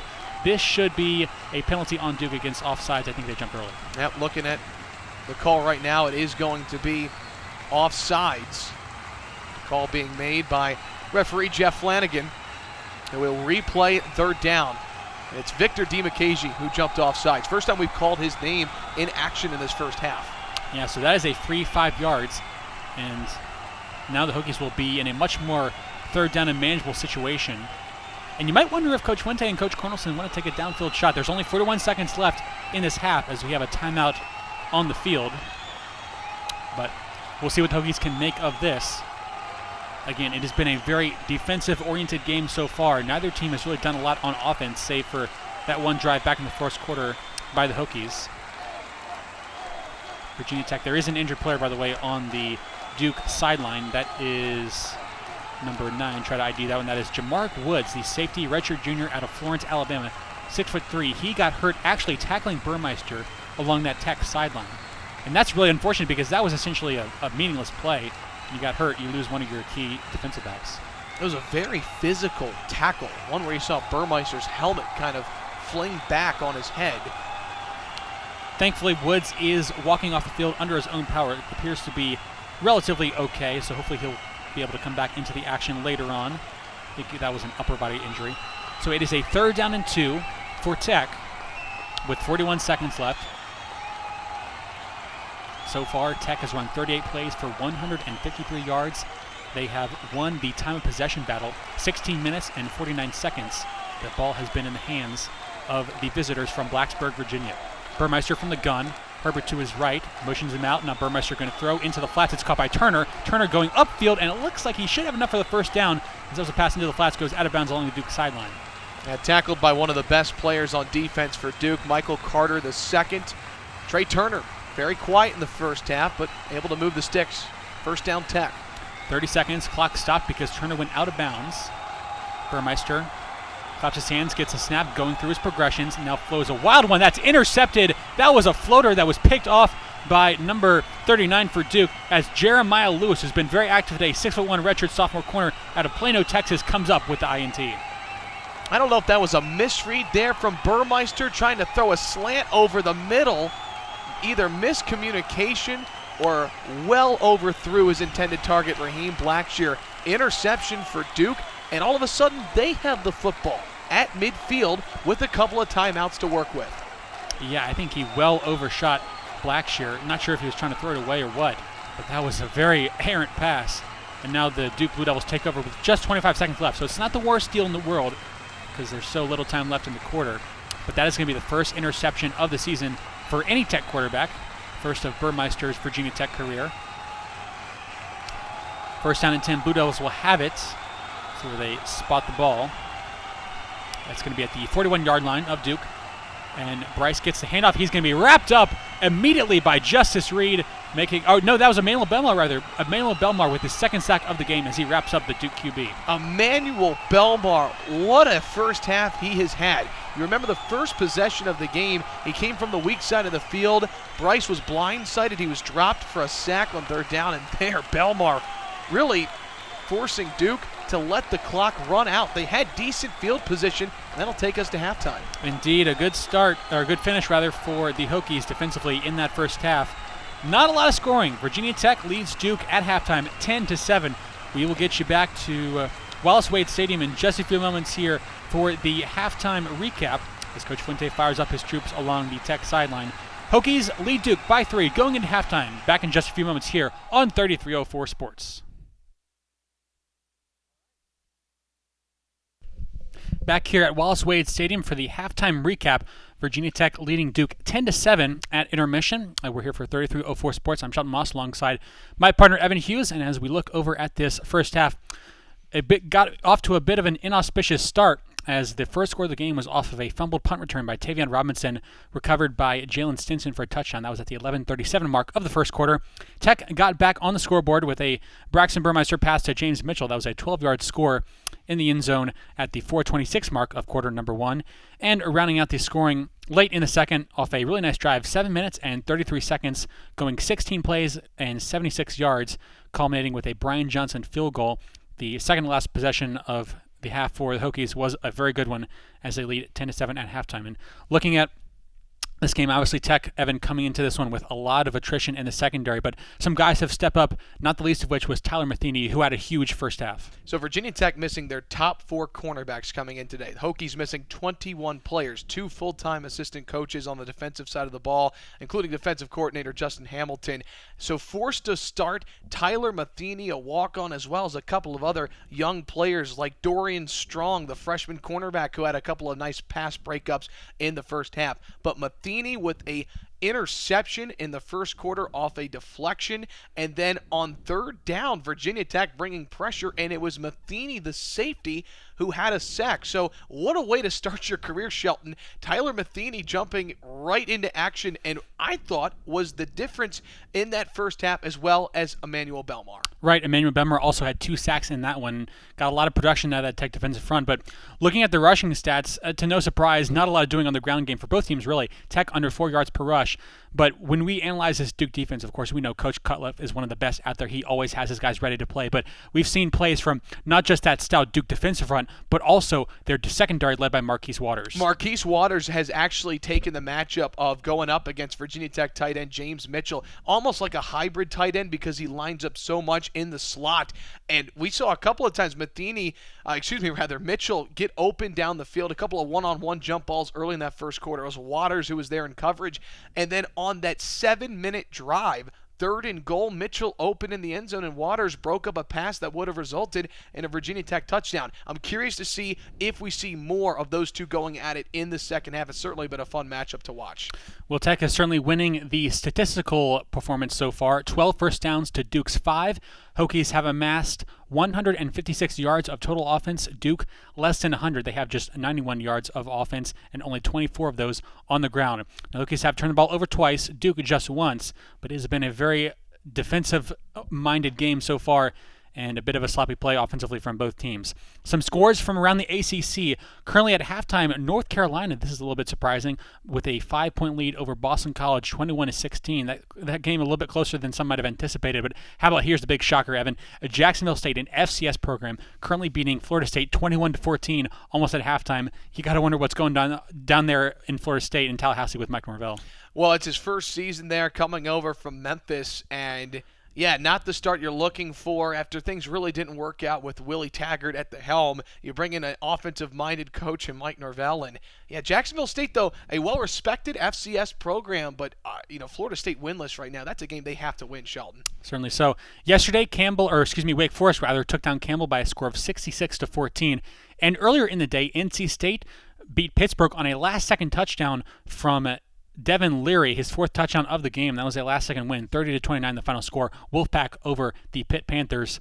Of course, Tech right now leading Duke 10-7 at halftime. Later in the day, 8 p.m. on the ACC Network, Virginia will take on Clemson in Clemson. That should be an interesting one to watch. Rematch of the ACC championship from last year. Yeah, so lots of good football today around the ACC. Evan, just real quick, any thoughts, predictions in the second half, things to look out for? Well, I think for Duke offensively, they have to find a way to get Noah Gray involved offensively. 1 catch for 7 yards in the first half. I think he's arguably one of the best tight ends in the entire country. He's also a really big red zone threat, but Duke has not had the ball in the red zone at all offensively in that first half. I want to see more of Mateo Durant in the second half for Duke. 7 carries for 44 yards. Really didn't get Jackson involved as much in the rushing attack, and he's typically the lead back out of those two, the dynamic duo for Duke's rushing game. So, again, those short yardage completions, important for Bryce to get some confidence early in that first half.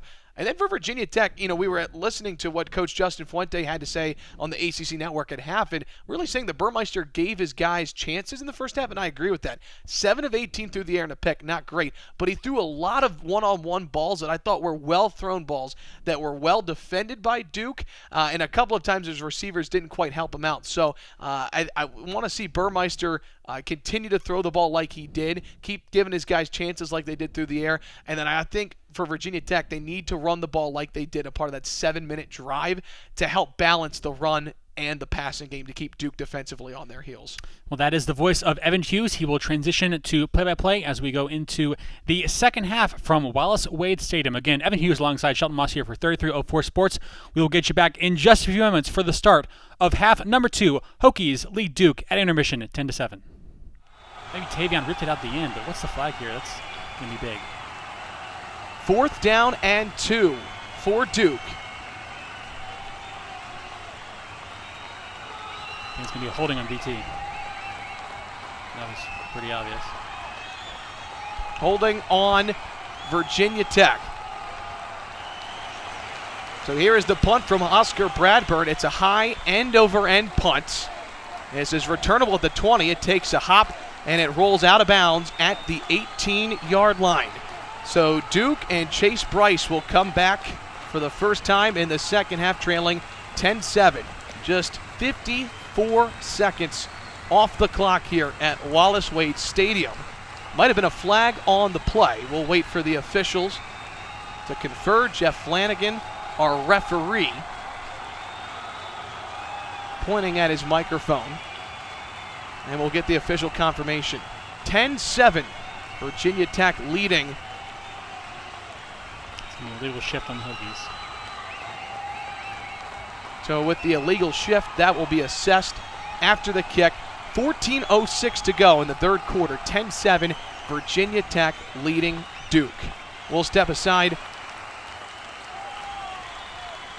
Actually, we'll keep it right here on 3304 Sports. 14:06 to go in the third quarter. And Chase Bryce, 7 of 12 through the air in the first half, operates from the pistol. Two receivers split out to his left. The tailback is Jackson. He'll clap his hands, read option, keeps it himself. Bryce across the 30, 35, 40. Bryce out of bounds at the 44-yard line. It's a first down and more. And Duke, just like that, near midfield. Yeah, that was a big fake. All the Tech linebackers really bit on that fake on the read option, but Bryce just kept the ball. You saw Justice Reed thought the ball was going to the running back. Bryce kept it and got a nice gain there. Bryce showing he can get it done with his legs from the pistol. 1st and 10 from the 44. Handoff Jackson, spins off a tackler in the backfield, and he's tripped up behind the line of scrimmage as Tyler Matheny, the safety and the walk-on for Tech, wraps him up. It's a loss of 1. Another good tackle for Matheny. Actually, one of the Hokies defenders, one of the veteran players, I think, missed a tackle there. So Matheny, the walk-on sophomore, coming in to save the day, getting the tackle for loss. 2nd down and 11. 13-18 to go from the 44-yard line. Bryce takes the snap, rolls out to his left, fires incomplete. Looking for his go-to receiver in Jalen Calhoun. Threw it behind him. It sets up 3rd and 11, but we do have a penalty flag on the field. Yeah, that's always a difficult throw to make. We'll see what the flag is here, but Bryce was rolling out to his right, and he just couldn't make the connection there. He kind of tried to lead the receiver a little bit too far to his left and was errant on the pass. Here is the call from referee Jeff Flanagan. And pass interference called on the offense. This is going against the Blue Devils. Yeah, so this should be declined, and it's very rare you see an offensive pass interference on a ball that wasn't caught. That must have been somewhere away from the play. I'm not sure who it was, though. It is indeed on the offense. And that's unfortunate there for Duke. It'll remain 3rd down because Calhoun was open. If he makes that catch, he's got open field in front of him. They're actually going to get Jake Bobo on a pick play. Yeah, the old pick play. There's always a little bit of a controversy when it comes to calling that play, but either way, Hokies decline the penalty. 3rd down 11. 3rd and 11. Pistol set for Bryce. Two receivers split out to his left. Jackson is the back. He'll audible to the line of scrimmage. Needing to get to the 45. Bryce takes the snap. Pressure coming from Tech. Fires over the middle. Caught in stride down to the 40-yard line. It's Bobo. 3rd and 11. No problem for Bryce and Duke. 1st down, Blue Devils. That was a real good play from the Duke's O-line because they picked up that blitz. Tech blitzed a couple linebackers, so you leave the defensive backs wide open back there in space, and they were able to make the Hokies pay. Pistol set from the 40-yard line. A 1st and 10 handoff to Jackson. He's wrapped up by Rayshard Ashby at the line of scrimmage. 2nd and 11 from the 41-yard line. 12:42 to go. Running clock in the 3rd quarter. Well, Jared Hewitt didn't get the tackle, but credit him there. He bursted through the line of scrimmage immediately, got a hand on the running back to slow him down, and Hokies were there to wrap him up. So credit Hewitt there with the stop. 4-down lineman for the Hokies. Another pistol look for Chase Bryce in the Duke offense. Two receivers split to his left. Claps his hands. Drops back to midfield. Looks right. Throws down the near sideline. Nearly intercepted. In coverage for Virginia Tech was Dorian Strong, the freshman cornerback.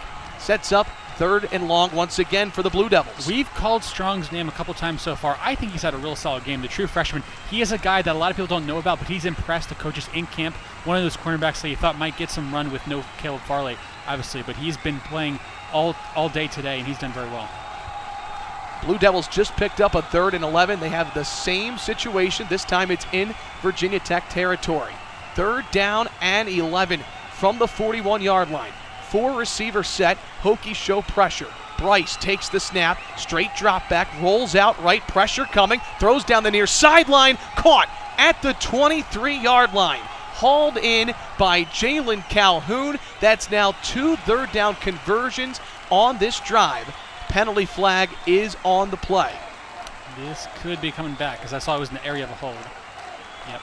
And it is indeed a hold on the Duke offensive line. That'll make it 3rd and 21, and that was one of the best throws of the day from Chase Bryce. Unfortunate for Duke. Right, and I will say, though, he's making some good throws, but the Tech D-line is really getting to him. He's been forced to roll out several times, and Tech's defensive line has really been doing a good job of getting penetration, making life very difficult on Chase Bryce. 3rd and 22 from their own 49-yard line. 4 down linemen. Bryce the snap. Surveys over the middle. Lofts a one-on-one jump ball down the near sideline. Hauled in. It is caught. Duke able to convert on 3rd down and long. What a catch from Jarrett Gardner, the redshirt sophomore. Working on Strong. Duke has the ball in the red zone for the first time today. And that's a situation where you really miss your top corners because Strong didn't get the leverage, didn't get positioning. He just got beat straight up one-on-one, the loft downfield. So missed their veteran corners there. 1st down and goal from the 10-yard line. Bryce the snap, handoff to Jackson up the middle. He's across the 5, lunges towards the goal line, and he is into the end zone. Touchdown, Duke. Touchdown for Deion Jackson. The Blue Devils are on top early in the second half.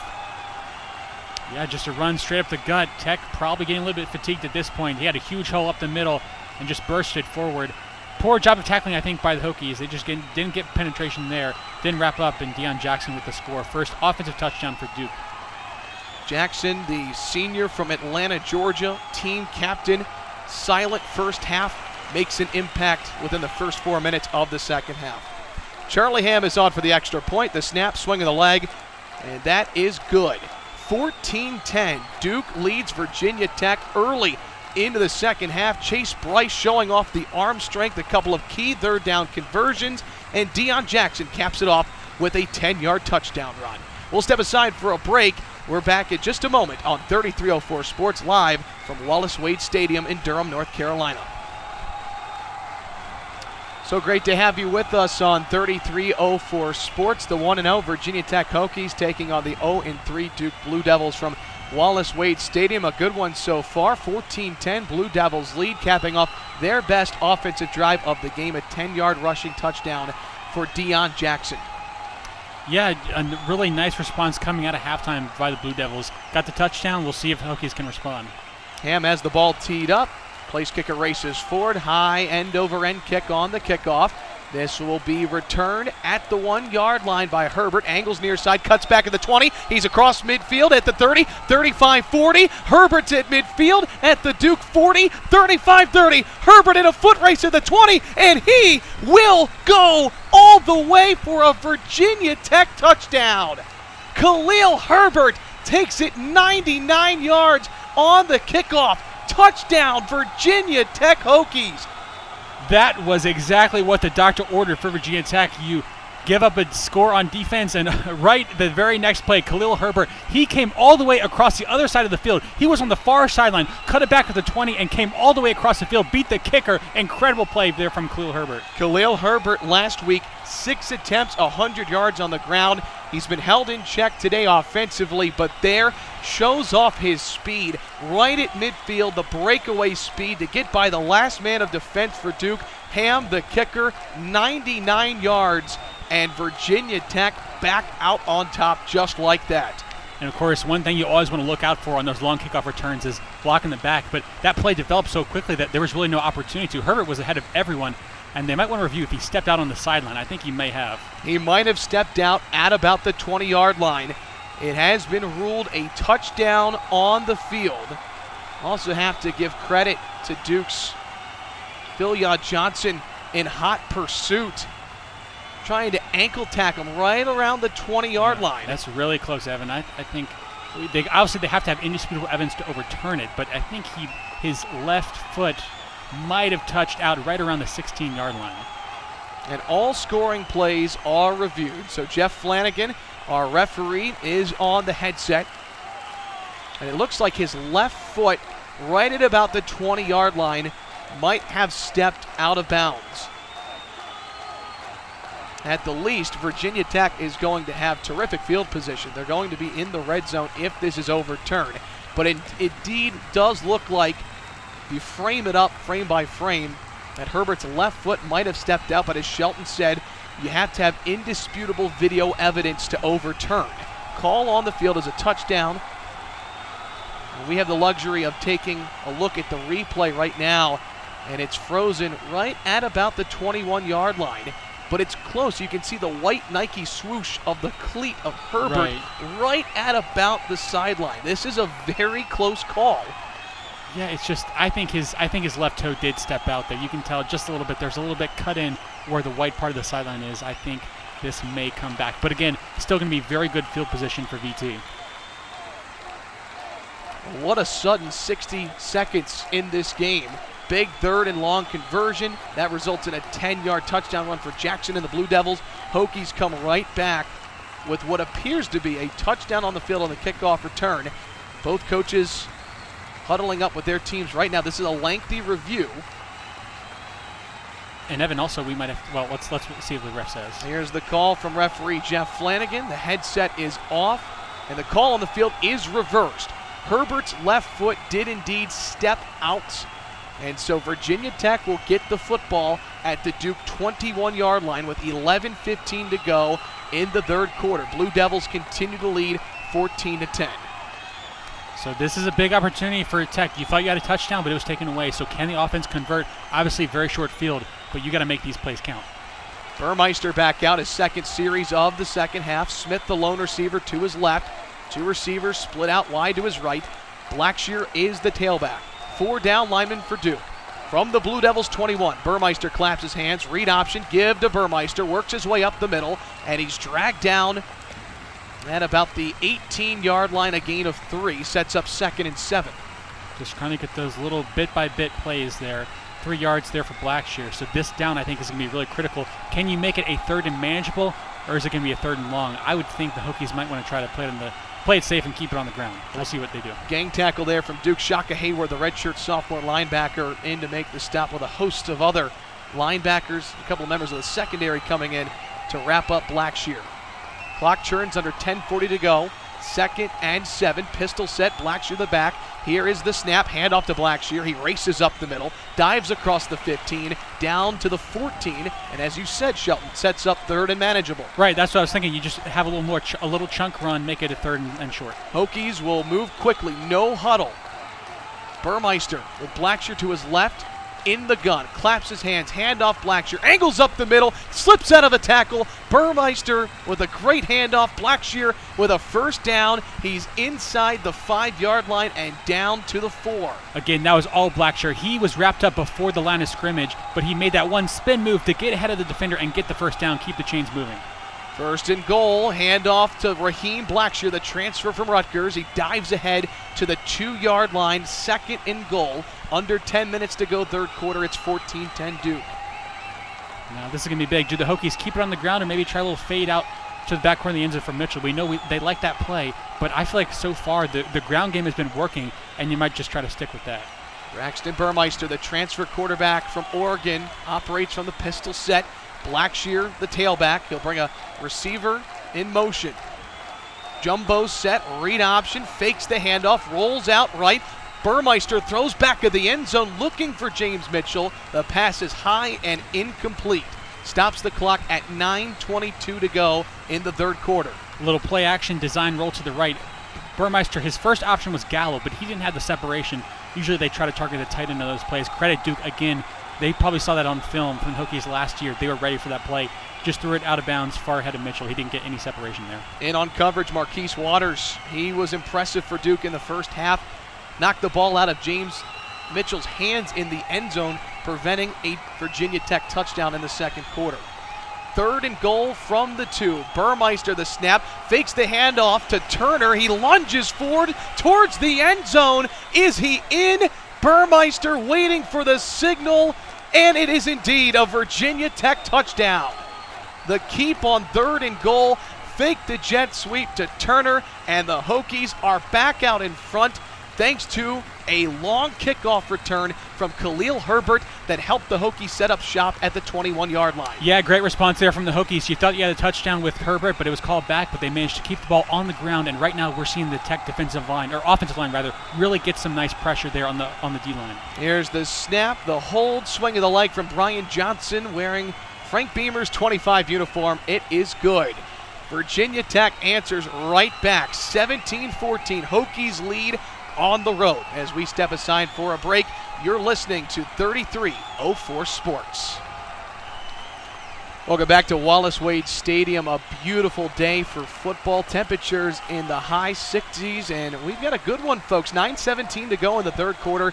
Virginia Tech leading Duke 17-14. Shelton, we have seen both offenses take steps forward in terms of being productive on offense here early in the second half compared to the first half. Right. Obviously, Tech had good field position on that last drive, but certainly at halftime, you'd think the coaches made some halftime adjustments. Some more offense. We like seeing offense, but on that last drive for the Hokies, I thought they really did a good job of staying true to what they wanted to do. Their game plan intention was keep the ball on the ground, get some penetration into that D-line, get to the second level. Blackshear, Burmeister both doing very well, working in tandem, and the Hokies O-line got some separation up the ball. Now the good news for Duke, Chase Bryce really moved the football well in their last drive, had 2 3rd and 11 had to face 3rd and 11 twice on that opening drive. Converted once, the second one, a big pass play that got Duke to the 10-yard line, and then Deion Jackson able to run it in for a 10-yard touchdown. Yeah, good drive on that first drive by Duke there. But now this is a huge situation here because we're going to see Duke. They went down the length of the field on the first drive of the second half.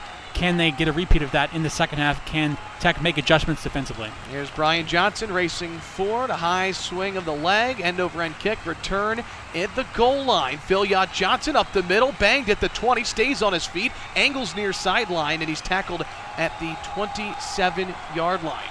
So out comes Chase Bryce, now 124 yards through the air. And not only do you get Bryce going offensively last drive, but you get Deion Jackson involved in the running game. Yeah, Deion Jackson is really one of the most versatile threats in this offense. I was actually a little bit surprised by how few carries he got because it seems like right now Coach Cutcliffe going with Mateo Durant, who did pretty well in that first half. But if they can get Jackson more involved, combined with Durant and Gray, I mean, that's a pretty good combination. So Duke trying to put some points on the board here. 9:09 to go, third quarter. Virginia Tech leads Duke 17-14. I formation. Bryce takes the snap, hands off to Jackson, and he's stonewalled at the 30-yard line by Rayshard Ashby and Gerard Hewitt. It's a gain of 2 on the rushing attempt. 2nd and 8 coming. Ashby's one of those guys, you know he's always going to be right place, right time, and he's always going to make that tackle. He makes every play you expect him to make. That's why he's the captain of this team. Clock runs under 8:48 to go, third quarter. 4 down linemen for Tech. 2 receivers split to the left for Bryce. Alone in the backfield, takes the snap, throws a slant over the middle. This is caught, but short of the first down marker. Making the catch, Eli Pancall, his 3rd reception of the day, sets up 3rd and 2 for Duke. And again, another tackle by Ashby. Great play. He was actually out in open space where sometimes he can be a little bit vulnerable, but he made the tackle before the receiver got to the line, to the first down line. Now 3rd and 2 for Duke. Once again, Hokies show pressure with Rayshard Ashby and Dax Hollyfield up at the line of scrimmage. 2 receivers split to the left for Bryce, alone in the gun. Takes the snap, all-out blitz, throws a quick slant. It's Pancall again. A gain of 4 that'll move the chains for a Duke first down. No surprise there. Hokies were playing soft coverage, only 2 yards to get to the first down. So they just threw a quick slant out to the receiver, made the catch, now move the chains. And Bryce will work with a no huddle. Trips to his left from their own 40-yard line. It's 1st and 10. Bryce claps his hands together. He'll do it again. Takes the snap, fires a quick screen pass that is deflected and incomplete.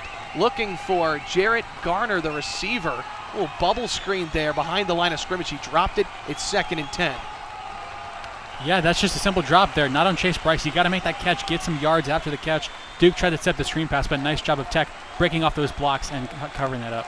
From their own 40-yard line, Bryce again with nobody to his left or right in the backfield. He looks over to Coach Cutcliffe, the head coach of Duke in his 11th year, calling plays for an audible. Hokies once again show pressure. 4-man rush.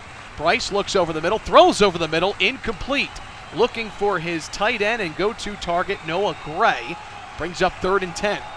Yeah, Bryce, I think that ball just took a nosedive. I think he threw it a little bit too hard, too low, and into the ground. Gray made a nice diving effort, but that ball was just not really catchable.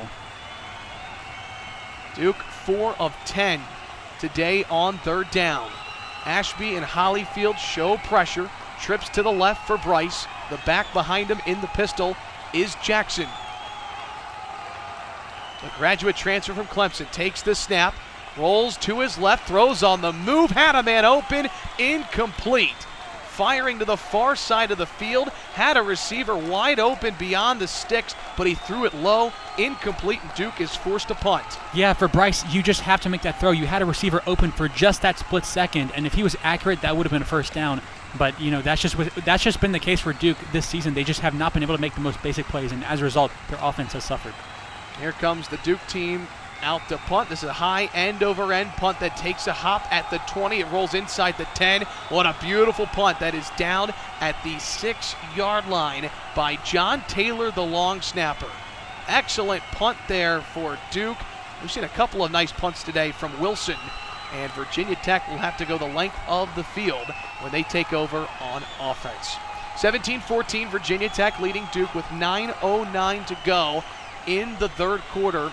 The story of the first half, the defense for both the Hokies and the Blue Devils. Story early in the third quarter, the offense for both teams. Yeah, it's opened up much more. We're seeing both teams starting to get more in the rushing game, and if the quarterbacks were a little bit more accurate, you would think this would be more of a slugfest. Burmeister stands at the goal line in the shotgun, 1st and 10 from the 9. Delayed handoff to Blackshear, angles near sideline, across the 10, races forward to the 15, and he's knocked down at the 17-yard line by Ben Fry, the defensive tackle. In on the stop, first down, Virginia Tech. Again, really nice move there by Blackshear. He is just so shifty. He knows how to find every hole, and that was really all on him, making his way upfield for the first down. This is twice now Virginia Tech's had to take over inside the 10, and on both first plays of the series, they've been able to move the sticks.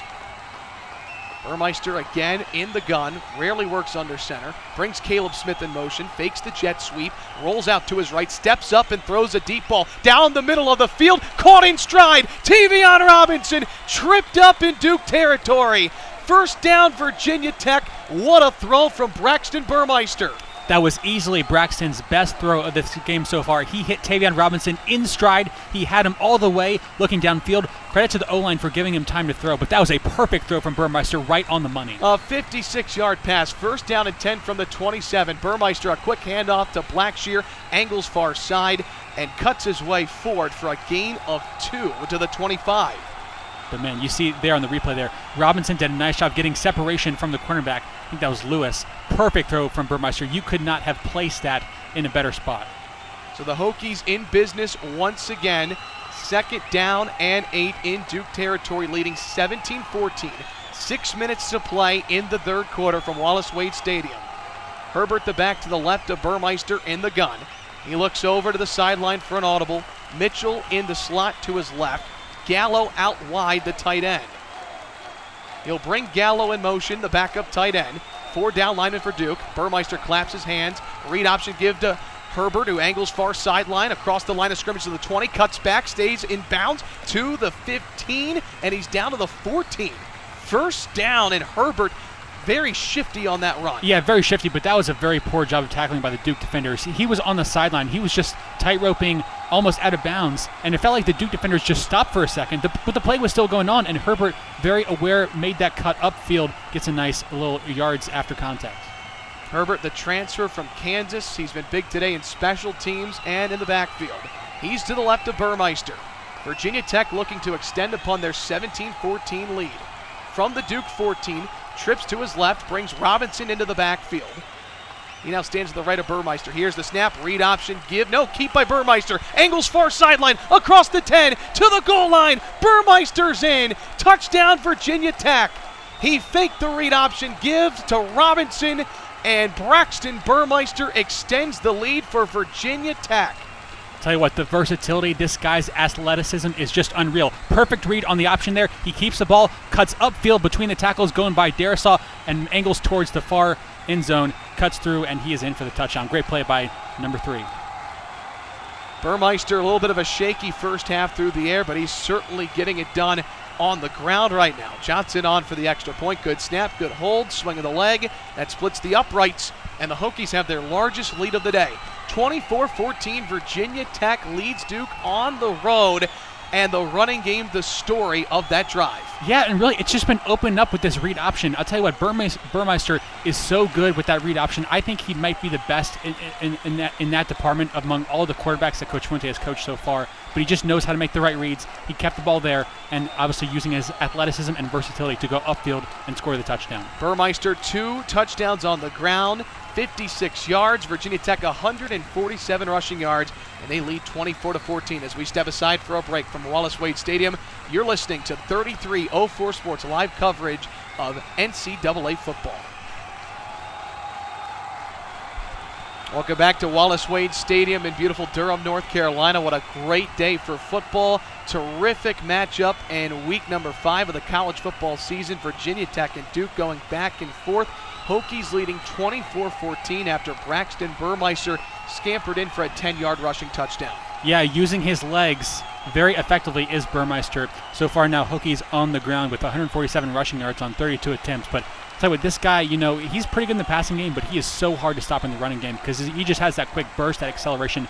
I think he's probably, in terms of just his running threat, he's probably one of the best dual threat QBs in the country. Braxton Burmeister thrown into the fire early in his college career at Oregon. He played under Willie Taggart when he was the coach of the Ducks for just 1 year. And then a guy by the name of Justin Herbert started to get some time at the quarterback position for Oregon. He ended up being the number 6 pick in the 2020 NFL Draft by the Los Angeles Chargers. So he transfers to Blacksburg, sits out last year. Opportunity with Hooker being unavailable to play last week, and he certainly made the most of his playing time this year. Yeah, and he said before that this offense really fits him, and I think it does fit his skill set really well. Well, Brian Johnson, who is wearing the coveted number 25 jersey this week, this is awarded to a player on special teams to honor legendary coach Frank Beamer. In his time with the Hokies, he races forward. Big swing of the leg. This is going to be returned at the 2-yard line and tripped up at the 10-yard line. So Justin Fuente actually running on the field, clapping his hands together. Love the job the special teams did on cover. Yeah, I think that was Keandre Banks, one of the walk-ons, the senior who made that tackle, wearing the number 97, same as Shadley, who some people might confuse him with. But that was a good stop there, and certainly the Hokies special teams has done very well today with a couple exceptions. Again, worth mentioning for those just joining us, Virginia Tech without 21 players today. Their top 4 starting cornerbacks. Defensive coordinator Justin Hamilton unable to coach for a second straight week, and the Hokies somehow keep finding a way to win. If you're Justin Fuente, you got to be fired up when the walk-ons are out there making plays. Yeah, you got to be fired up, and this is a situation where you just want to give them that energy. So 1st and 10 for Duke. Bryce claps his hands. Read option, give to Mateo Durant. He races forward, a gain of 5 or 6 yards. Nice run there for the Blue Devils' backup running back. Yeah, going back to the work on the ground. I think Durant has done a really good job today. I think he's performed a little bit better than Jackson, who's their normal starting running back.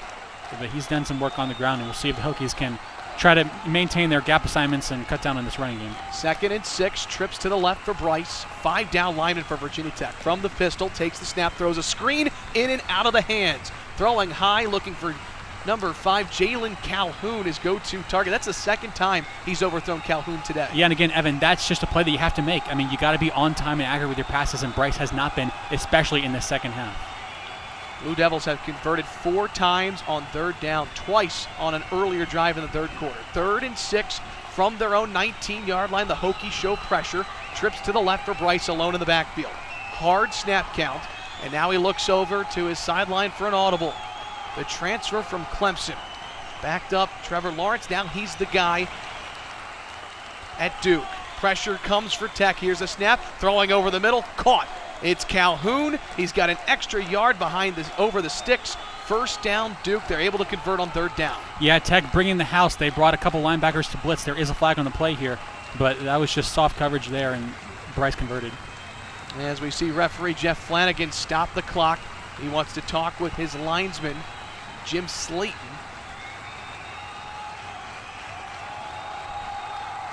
Officials doing a nice job of keeping their masks on at all times, as well as the coaches. Here is the call from Jeff Flanagan. We have a personal foul, a face mask on Duke. Now, will the 1st down still count, though? And they will replay 3rd down, a costly penalty there for the Blue Devils. Yeah, that's huge. I mean, because you're going back 15 yards, and that was obvious. He had, I think... That's Keontae Jenkins. Yeah, Jenkins, the freshman starting safety. Pretty obvious call there right in front of the official. So instead of Duke moving the change, they're now going to back the ball all the way up to the 14-yard line. So 3rd and 11 for the Blue Devils. Noah Gray is split out wide for Duke. Pistol set, Durant the back. Hokies show pressure once again.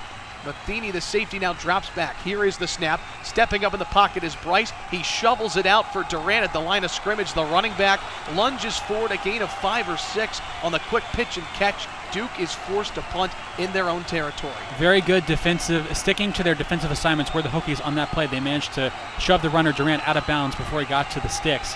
But again, that was a good play. And again, they had the first down, but again, that personal foul right in front of the official, pretty obvious face mask. That really cost Duke this drive. 24-14, Virginia Tech leads. 3:30 to go in the third quarter. Wilson stands at his 10. Here's the snap to him. High end-over-end kick. Dropping back is Blackshear. He fields it at the 20. Stops his momentum for a moment, and before he can regain it, he is wrapped up by the long snapper in on the tackle. It's John Taylor, the senior, wrapping up Blackshear. Excellent punt for Wilson. Yeah, we're seeing a little bit of Blackshear there now at punt returner, taking over for Tavion Robinson, who fumbled earlier. But, Blackshear very shifty. He provides an interesting dynamic there at punt return. I think he can make some big plays, and he should make some plays for the Hokies this year at that position. So here comes Braxton Burmeister. Had a rushing touchdown on his previous drive. Also had a 56-yard completion to Tavion Robinson. Starting to get comfortable here in the second half. Yeah, and Evan, I really think this is a huge drive. If the Hokies can come away with 7 here, I mean, that could almost end this game, given how Duke's offense has done so poorly so far. From the 20-yard line, Burmeister fakes the read option, throws over the middle, incomplete. Trying to connect with Robinson. A dart over the middle, but good coverage there from the secondary. Yeah, the Tech receivers, with the exception of a couple plays, have really not gotten a ton of separation in this game. Credit Duke defensive backs for keeping up with them. Braxton Burmeister has not had a ton of open throwing lanes. Second down and 10, 3:12 to go in the third quarter. The Hokies led 10-7 at halftime. A lot of points here in this third quarter. 13 on the play clock. Burmeister is in the gun. Herbert to his right. Receiver split to his left and right. 4 down linemen for Duke. They bring pressure. Burmeister drops back to the 10. Steps up in the pocket, and he is dropped. Coming in on a blitz, Marquise Waters, the safety. Big time play for the senior. Yeah, coming in on that blitz right there. Burmeister tried to evade the sack. He wanted to scramble out of the pocket, but he had nowhere to go. And that was just a poor timing there for the Hokies quarterback. Another big sack for Duke, and we're starting to see their defensive line really impose their presence. And they bring the safeties on a blitz. It's now 3rd and long, and that's exactly what Duke's looking for, making Braxton Burmeister beat them through the air. 3rd and 16. Ball spotted at the Hokies' own 14-yard line. Burmeister will hand off to Herbert. He races across the 20. Herbert the first down in open space of the 30-40 across midfield. And Herbert is pushed out of bounds in Duke territory. On 3rd and 16, Khalil Herbert with a bunch of daylight. First down Hokies. This guy has come out of nowhere to be maybe the Hokies' most versatile player on offense. That play was going nowhere. 3rd down and 16, you think, oh, well, let's just run this play, this waste down on 3rd down. But he bursted through down the far sideline, got through to the second level, and he made a huge play. And Herbert actually got through that second level, but he was stumbling out towards the sideline and couldn't quite balance himself to stay in bounds. What a day for Khalil Herbert. First down and 10, Virginia Tech in Duke territory at the 44-yard line. Bunch set to the left for Burmeister. Read option on 1st and 10, and Herbert takes the snap, angles near side, gain of 2, and he is smothered there. In on the tackle was Leonard Johnson, the cornerback. Tech historically has had lots of really great running backs come through their program, but I feel like Khalil Herbert has got to be the best one in a very, very long time, maybe since the David Wilson days, but this guy's just electric all over the field. 24-14, Virginia Tech leads. Clock continuing to run. 1:15 to play, 2nd down and 8. Blackshear is the back to the left of Burmeister in the gun. Looks over for an audible. Hokies in their all-white uniforms, maroon pants, Blue Devils in their all-blue home uniforms. Now Blackshear moves to the right of Burmeister in the gun. Brings Gallo in motion. Here's the 2nd and 8 handoff to Blackshear. He races up the middle for a gain of maybe a yard. Big burst there, but only a gain of 1. Brings up 3rd and 7 with 45 seconds to play in the third quarter. Yeah, a bit of a more conservative play call there. You get 1 yard, but now 3rd and 7, so this is sort of in that intermediate range. And I think Hokies are going to have to go to the air here. We'll see if Burmeister can beat the Duke defensive backs. Hokies are going to need to draw something up here to get some receiver in space. Virginia Tech 6 of 12 on third downs today. This will likely be the final play of the third quarter. From the 41-yard line, Burmeister with Blackshear to his left in the gun, takes the snap. Three-man rush. He throws near side. It's tipped and incomplete. Deflection made in the secondaries. It's Carter the second, the captain of that Duke defense, able to pop it up, looking for Mitchell on a slant, 4th down and 7. And there is also an injured Duke player. That's Nate Thompson. Yeah, he's a little roughed up there. I think maybe his right thigh, some lower body injury there. So he's being tended to by the trainers right now. And based on where Tech is right now with field position, it's certainly not out of the question you could go for it here. 4th down and 7 from the 41. But I think the Coach Fuente might try to play it safe and just punt the ball down the field, get better field position. Hokies initially ran a slant on the far side of the field with Turner. Mitchell actually turned out and then came back in almost on a delayed slant. And no, there's no question right now, folks. Braxton Burmeister through the air. He wants to find James Mitchell as much as he can. Yeah, and this guy is such a weapon. You have to credit the Duke defense because James Mitchell is so hard to stop through the air. The fact that Duke has been able to contain him so well speaks a lot to the coaching and talent on this Duke defense. Well, good to see Nate Thompson walking off on his own power. A sophomore from Sanford, North Carolina, with both of his hands on his hips at the moment. His teammate, Jalen Alexander, a high five to him. You can tell he's in some pain, but again, he's walking off under his own power, and this is a Duke team that's had a lot of injuries as of late. Mark Gilbert, that right foot injury. Josh Blackwell, right meniscus, and the Jack Wallabaugh, their center, torn right ACL, and he's one of the leaders of that offense. Yeah, Wallabaugh actually started 9 games last year. He's an anchor of this O-line, replaced by Will Tiller after the injury, but he's certainly one of the reasons that Duke has not been able to put it together so well offensively. 24-14 Hokies lead, 12 seconds to play in the third quarter. It's 4th and 7 from the Duke 41-yard line. It looked like Virginia Tech was thinking about maybe going for it, but it looks like Virginia Tech and Coach Justin Fuente will bring Oscar Bradburn to the field. And this is the right call. It's a low percentage down. Just punt the ball away, get better field position. Here's a snap to Bradburn. This is a high punt. Fair catch signaled for at the 12-yard line. Bobo waves his hand in the air, and that's where Chase Bryce and the Duke offense will take over just before the end of the third quarter. Hokies lead by 10 from Wallace-Wade Stadium. Bryce, 11 of 22 on the day through the air, 134 yards. Early in the third quarter, Shelton, he was really looking comfortable in the pocket. He thought maybe this would lead to more momentum for the Duke offense. Yeah, he was really good on that first drive, but since then he just has not been accurate on his passes. And Duke has gotten separation. They've had some open receivers, but he just has not hit, and that's what's held them back so far in the past couple drives. They'll operate from the pistol. Durant is the back. 4 down linemen for the Hokies. They bring pressure. 1st down and 10. Handoff to Durant. He angles near side. Then he cuts back up the middle. He's across the 25-yard line. Solid run on 1st and 10. And that will bring us to the end of the third quarter with a flag. Referee Jeff Flanagan says Virginia Tech was offsides.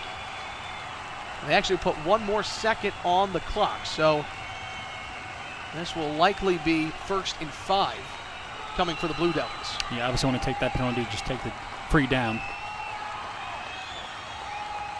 And if the clock is correct, it looks like there's 1 second left, so this will be the final play of the third quarter. They get Natir Thompson, the cornerback, offsides. And since it was a running play, they spot the ball, and now the clock runs to double and triple zeros. End of the third quarter, 24-14, Virginia Tech leads Duke. Braxton Burmeister and the Hokies with 14 points in that third quarter. We'll step aside for a break. When we come back, more action on 3304 Sports Live from Wallace-Wade Stadium in Durham, North Carolina. 3 quarters in the books, 24-14, Virginia Tech leads Duke. 15 minutes left to play from Wallace-Wade Stadium. So great to have you with us on 3304 Sports, wherever you happen to be listening. We're so glad you tuned in. Alongside Shelton Moss, I'm Evan Hughes. Shelton, 14 points for Virginia Tech in the third quarter. What changed in the second half so far for Tech? Well, obviously, first off, you had the big kickoff return by Khalil Herbert, gave them good field position. But overall, I thought the running game was more efficient. We saw Braxton Burmeister really make some good choices with that read option game. So overall, O-line getting a little bit more push off the ball. And we've still seen it's been tough sort of getting some downfield action. Duke's defensive backs have done a really nice job. But overall, the reason for Tech's success in the third quarter was just the improved running game, making good decisions with the football, and getting some push off the line. Earlier in the game, Tavion Robinson muffed a punt, and Duke was able to score as the ball rolled into the end zone. However, since that mistake early in the game, Tavion Robinson, a big part of Hokies' success on offense. Yeah, he's been a huge part. You know, he had that big catch there in the third quarter, and that was, by the way, was a perfect throw from Burmeister. I thought maybe that's probably his best throw, perhaps of his collegiate career. I haven't seen much at Oregon, but that was a perfect throw in stride down the field, and that was what allowed Tech to really get some good field position and ultimately cash in with the running touchdown by Burmeister. 24-14, Hokies lead. Meanwhile, for Duke offensively, a 10-yard rushing touchdown for Deion Jackson that was set up after Chase Bryce. An incredible throw on 3rd and 11 from midfield. Bryce looked to get more comfortable there in that third quarter through the air. I do think so. Now, it was kind of up and down. You know, the first drive was really good. For next couple drives, he missed on some throws. But we'll see. He's got a big opportunity now as we start the fourth quarter to try to get his team back in this ball game. Duke in their all-blue uniforms from their own 19-yard line. Durant is the back, pistol set. 5 down lineman for Tech. Bryce takes the snap on 1st and 5. Pump fakes. Fires a deep ball down the far sideline. Hauled in. Catch is made by Jarrett Gardner. First down, Duke. One of the best throws of the day from Chase Bryce. Yeah, again, targeting the freshman cornerback, Dorian Strong. He got beat there again, but that was a perfect throw by Bryce right on the money, and he hits his wide receiver in stride on the far sideline. Garner's had a big day today for Duke offensively. 1st and 10 from the Virginia Tech 45. Bryce hands off to Durant. He's got a hole. He's across the 40. Durant angles near sideline across the 25. And Durant is out of bounds at the 19-yard line. First down, Duke. We have not seen this all game.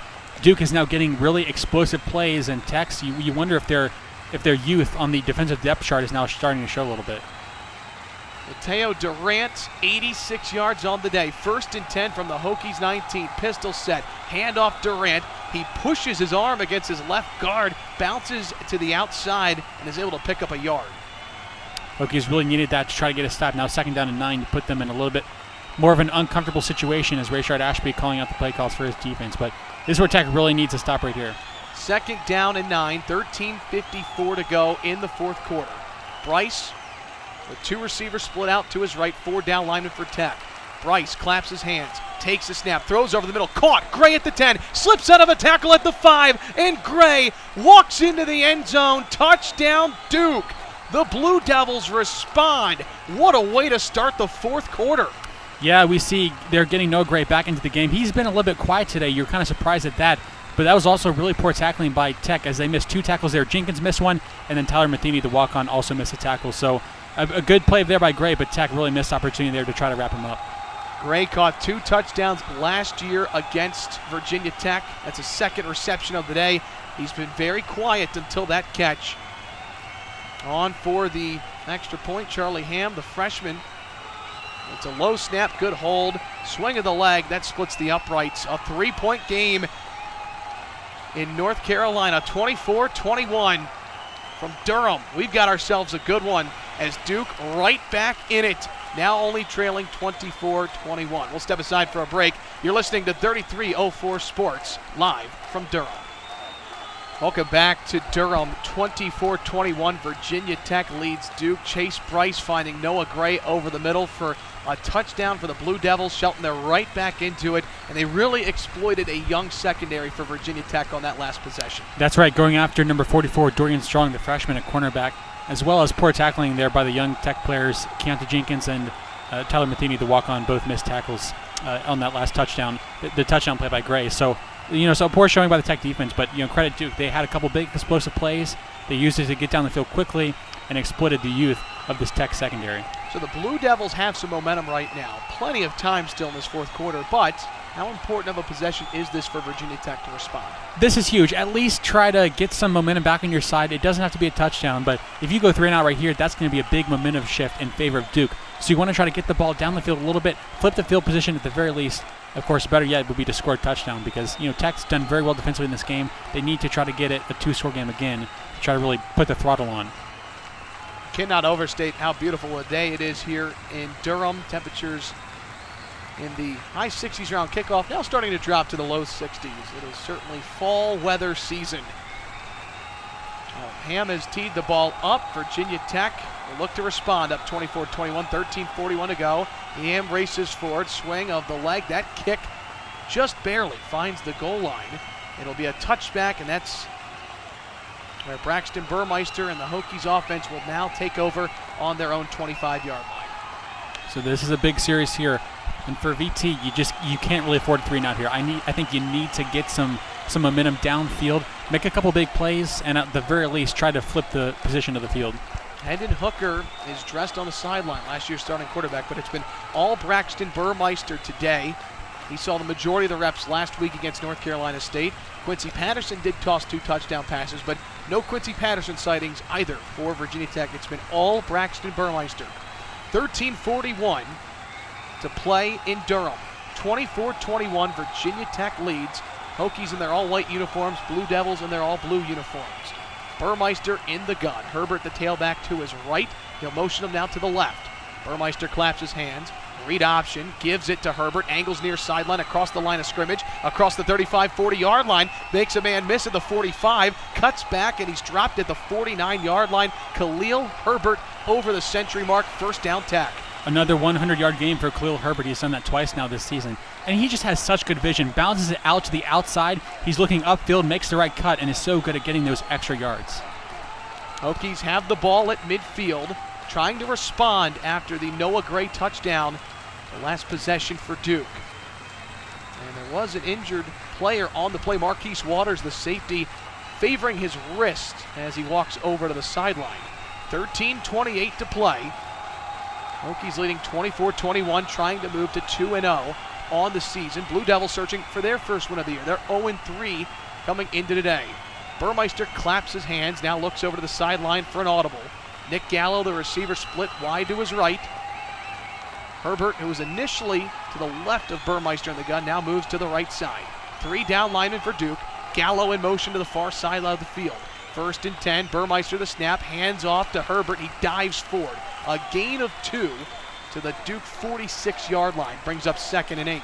I think one thing we're also going to see, Evan, is Tech start to slow the tempo a little bit because they want to give their defense some rest. They know they just got burned. They want to take some time off the clock and shorten the game. Khalil Herbert, so important down the stretch for Virginia Tech. Was quiet in the first half, over the century mark now in today's game. Caleb Smith, Trey Turner split out wide to the left for Burmeister. Brings Gallo in motion. Jet sweep, handoff to Robinson. He's across the 45, first down, dragged down to the Duke 38-yard line. That was my apologies. Not Gallo, Robinson in motion on the jet sweep. First down, Virginia Tech. Yeah, that's the first time we've seen that traditional jet sweep in this game so far, which we know offensive coordinator Brad Corson really loves. Great job there by left tackle Christian Darisaw getting to the second level, showing off his speed and athleticism for that big lineman. You mentioned it, Shelton. Virginia Tech wants to keep running the football, take time off the clock. They're doing that on this drive. First down and 10, officially from the Duke 39-yard line. Pistol set, Blackshear is the back. And as we've seen on this drive, Burmeister looking over to the sideline quite a few times to get an audible. Now he's in the shotgun, Blackshear to his right. The transfer from Oregon claps his hands once, hands off to Blackshear. He follows his left guard, now turns back upfield. A gain of 5, started towards the far side of the field, and then finishes his run by coming back to the near side. This is going to be a continuing theme here. Right now, Tech is in absolutely no hurry to get a play off. They're just going to take their time with the ball, and they're probably going to be running it, I would assume, at least on 8% of the plays on this drive. 11:20 to go in the fourth quarter. Hokies lead by 3. 2nd and 5 from the Duke 32-yard line. Blackshear to the right of Burmeister in the gun. Robinson in the slot. He'll take the snap on 2nd and 5, fakes the handoff, quarterback draw up the middle. Burmeister goes across the 30 to the 27-yard line. And there is a flag on the play. It was thrown at the line of scrimmage. And it's offsides on Duke. The penalty is declined. The result of the play is a first down. Yeah, now that we mention it, I feel like one thing that Tech has done a really good job of is avoiding penalties in this game. I don't think the O-line has been called for a single holding, if I'm not mistaken. They have really done a good job of sticking to their assignments and sticking to their blocks. And I think at this point, Evan, it's probably better for Tech not to have explosive plays, just have those little chunk plays that get you piece by piece and take some time off the clock. They had a 7-minute drive in the second quarter that resulted in a field goal. First and 10 from the 26-yard line. Burmeister hands off to Blackshear. He trucks a linebacker at the line of scrimmage. Only a gain of 2, but big collision there. Blackshear going up against the linebacker Rocky Shelton II. All 6 foot, 235 pounds worth of Rocky Shelton. Yeah, credit also there. Christian Darrisaw, we mentioned his name earlier, the left tackle, had a little pull move over there, going to the right side. He was able to sort of push the Duke players out of the way, make some holes for his running back Blackshear. Second and 7, 10-18 to play from Wallace Wade Stadium. Turner and Blackshear off the field to get a breather. Pistol set, Herbert the back, Caleb Smith in the slot to the left of Burmeister. Gallows in as the tight end, second and 7. Hand off to Herbert, bounces off the tackler, angles out to the far side of the field. Herbert has open space across the 10, and he's into the end zone. Touchdown Virginia Tech, touchdown Khalil Herbert. What a day the transfer from Kansas is having. He bounced off a lineman, angled out to the far side of the field, and turns on the Jets for 6. This guy's vision is incredible. He was initially going up the gut. There was no running room, so it cuts it quick out to the left side, makes one more cut up the field, and he is in for the touchdown. Khalil Herbert, he has just been absolutely incredible, the linchpin of this Tech offense. An extra point from Brian Johnson, swing of the leg, that's good. Hokies respond. They now lead 31-21 with 9:58 to play. Herbert, 114 yards on the ground and a touchdown for the Hokies. We step aside for a break. Hokies lead by 10. You're listening to 3304 Sports. Welcome back to Wallace Wade Stadium. What a game between Virginia Tech and Duke. If you like offense, this is certainly the game for you. 31-21, Hokies lead with just under 10 minutes to play. The story of the second half, Khalil Herbert and the Virginia Tech rushing attack. Herbert, 137 yards on the ground and a touchdown. Shelton, last week the Hokies ran for 314 yards as a team. Today, 256 yards on the ground. This is a new look Virginia Tech offense. This is what they have in 2020. They've got the O-line, they've got the running backs. Khalil Herbert last week against NC State rushed for 104 yards. So how do you follow that up? Just rush for 137. How about that? On 9.1 yards per carry with a touchdown. Braxton Burmeister, 57 rushing yards, 2 touchdowns, and that includes some sacks as well. Overall for the Hokies, averaging 6 yards per carry. Against, by the way, Evan, a very, very good defensive front for Duke. I mean, this has just been an incredible performance from the Hokies running game. One name we have not really talked about since the pregame show was Victor DiMacchese, one of the best defensive linemen for Duke. He was called for an offsides penalty late in that first half and really has not been active much for Duke defensively. Herbert last week, 104 yards on 6 carries. Today, 15 carries, 136 yards. And how could we forget about early in the second half, his kickoff return that got Tech to the 20-yard line that really started it all in the second half offensively. Yeah, and that came immediately after a Duke touchdown. So that completely flipped the momentum. And Braxton Burmeister was able to cash it in there. But I feel like Khalil Herbert has just been the difference maker. He's been the X factor in this game. Without him, the Hokies would be in a much worse position. Ryan Johnson tees it up, rather. John Parker Romo, big swing of the leg. That's through the end zone for a touchdown. And John Parker Romo awarded a scholarship in the offseason. He is a kickoff specialist for the Hokies and makes up the really good special teams room that Tech has with Oscar Bradburn and Brian Johnson. Yeah, you got the strong leg with Parker Romo and the very accurate leg with Brian Johnson, who's so good on field goals. But it's a very good unit overall. Coach James Shibas, the special teams coach for Virginia Tech, really has those guys playing very well. So how will Duke respond after the Hokies score? 31-21, Tech leads. First down and 10 from the 25. Bryce hands off to Jackson. He races forward. A gain of 3. Brings up second down and 7. Bryce, 13 of 24 through the air, 187 yards. A touchdown, a long of 41 that came early in the third quarter. A pistol set, Jackson the back. 2 receivers split out to his left, including Gray, who caught a touchdown on the last drive. 4 down linemen for Tech. The snap, a quick throw out to the near side. It's caught. First down, Duke, and they've got a little bit more than needed. Pass is completed to Jake Marweedy, the 6'6" redshirt junior tight end. And if Marweedy's catching passes and Gray's involved, makes for a really good tight end combination for Duke. Yeah, very good tight end combo there. They kind of look similar as well, but he beat Dax Highfield on that screen pass. First and 10, Bryce fakes the handoff and he runs to the near sideline. And Matheny did knock Bryce out of bounds. No flag. It wasn't an egregious hit, but Virginia Tech lucky there wasn't a late hit flag thrown there. Yeah, Matheny did a really nice job of pulling up at the last second, make sure that hit wasn't too hard. No unnecessary roughness call. So it's 2nd down and 7. Bryce from the pistol. 2 receivers split wide to his right. He claps his hands. Hands off to Jackson. Runs right up the middle. Across the 50. Stays on his feet to the 40. 35-30. Jackson with breakaway speed to the 20. And he's finally knocked down at the 17-yard line as Dorian Strong brought him down. Big run for Jackson. 1st down, Duke. He had a huge hole up towards that left side between the tackles.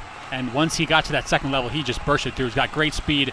And Matheny, again, was able to take him down. Not only is Virginia Tech running the ball well in the second half, so is Duke.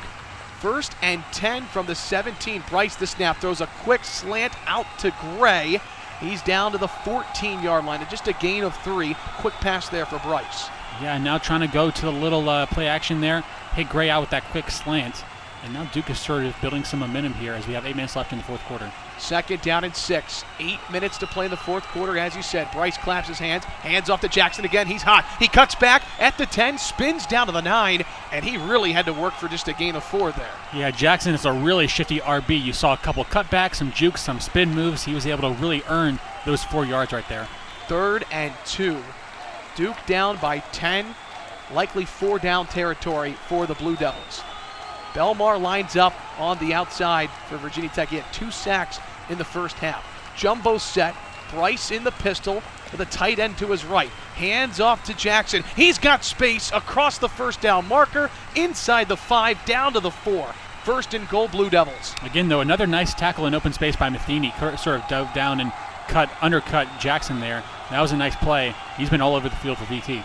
And here's the handoff to Jackson on 1st and goal. He's dragged down by Justice Reed at about the 1-yard line. Duke knocking on the door with 7 minutes to play. Jackson with 68 yards on the day. Durant with 86 yards. Both have been such a nice complement to this Duke offense. Blue Devils will work from the eye for the first time today. On the 1-yard line, Hokies show pressure. Jumbo set on 2nd and goal. Handoff Jackson, and he's into the end zone. Touchdown Duke.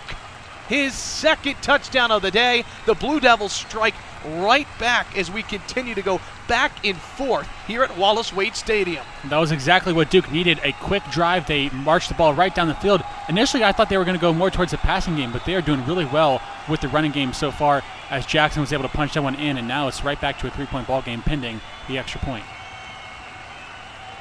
Perfect on extra points today. Charlie Ham has not had a field goal attempt today. Here is the snap. Good hold, and the kick right down the middle. 31-28, Virginia Tech leads Duke. 6:44 to go in the 4th quarter. And Shelton, this is a Duke team who had a lead in the 3rd quarter against UVA last week. They're hanging in there with Virginia Tech, and this is a team that's so hungry for their first win. Yeah, they're very hungry. They're a very well-coached team. And again, I think their 0-3 record might be a little bit misleading. They've just been so snake-bit by turnovers. They only lost to UVA by 18. They turned the ball over 7 times, gave them so many short fields. You figure if they cut down on turnovers, they'd be better, and that's been the case today. Chase Bryce, 15 of 26 through the air, 203 yards, a touchdown, and the pick was off a deflection. He's turning in one of his best games of the year.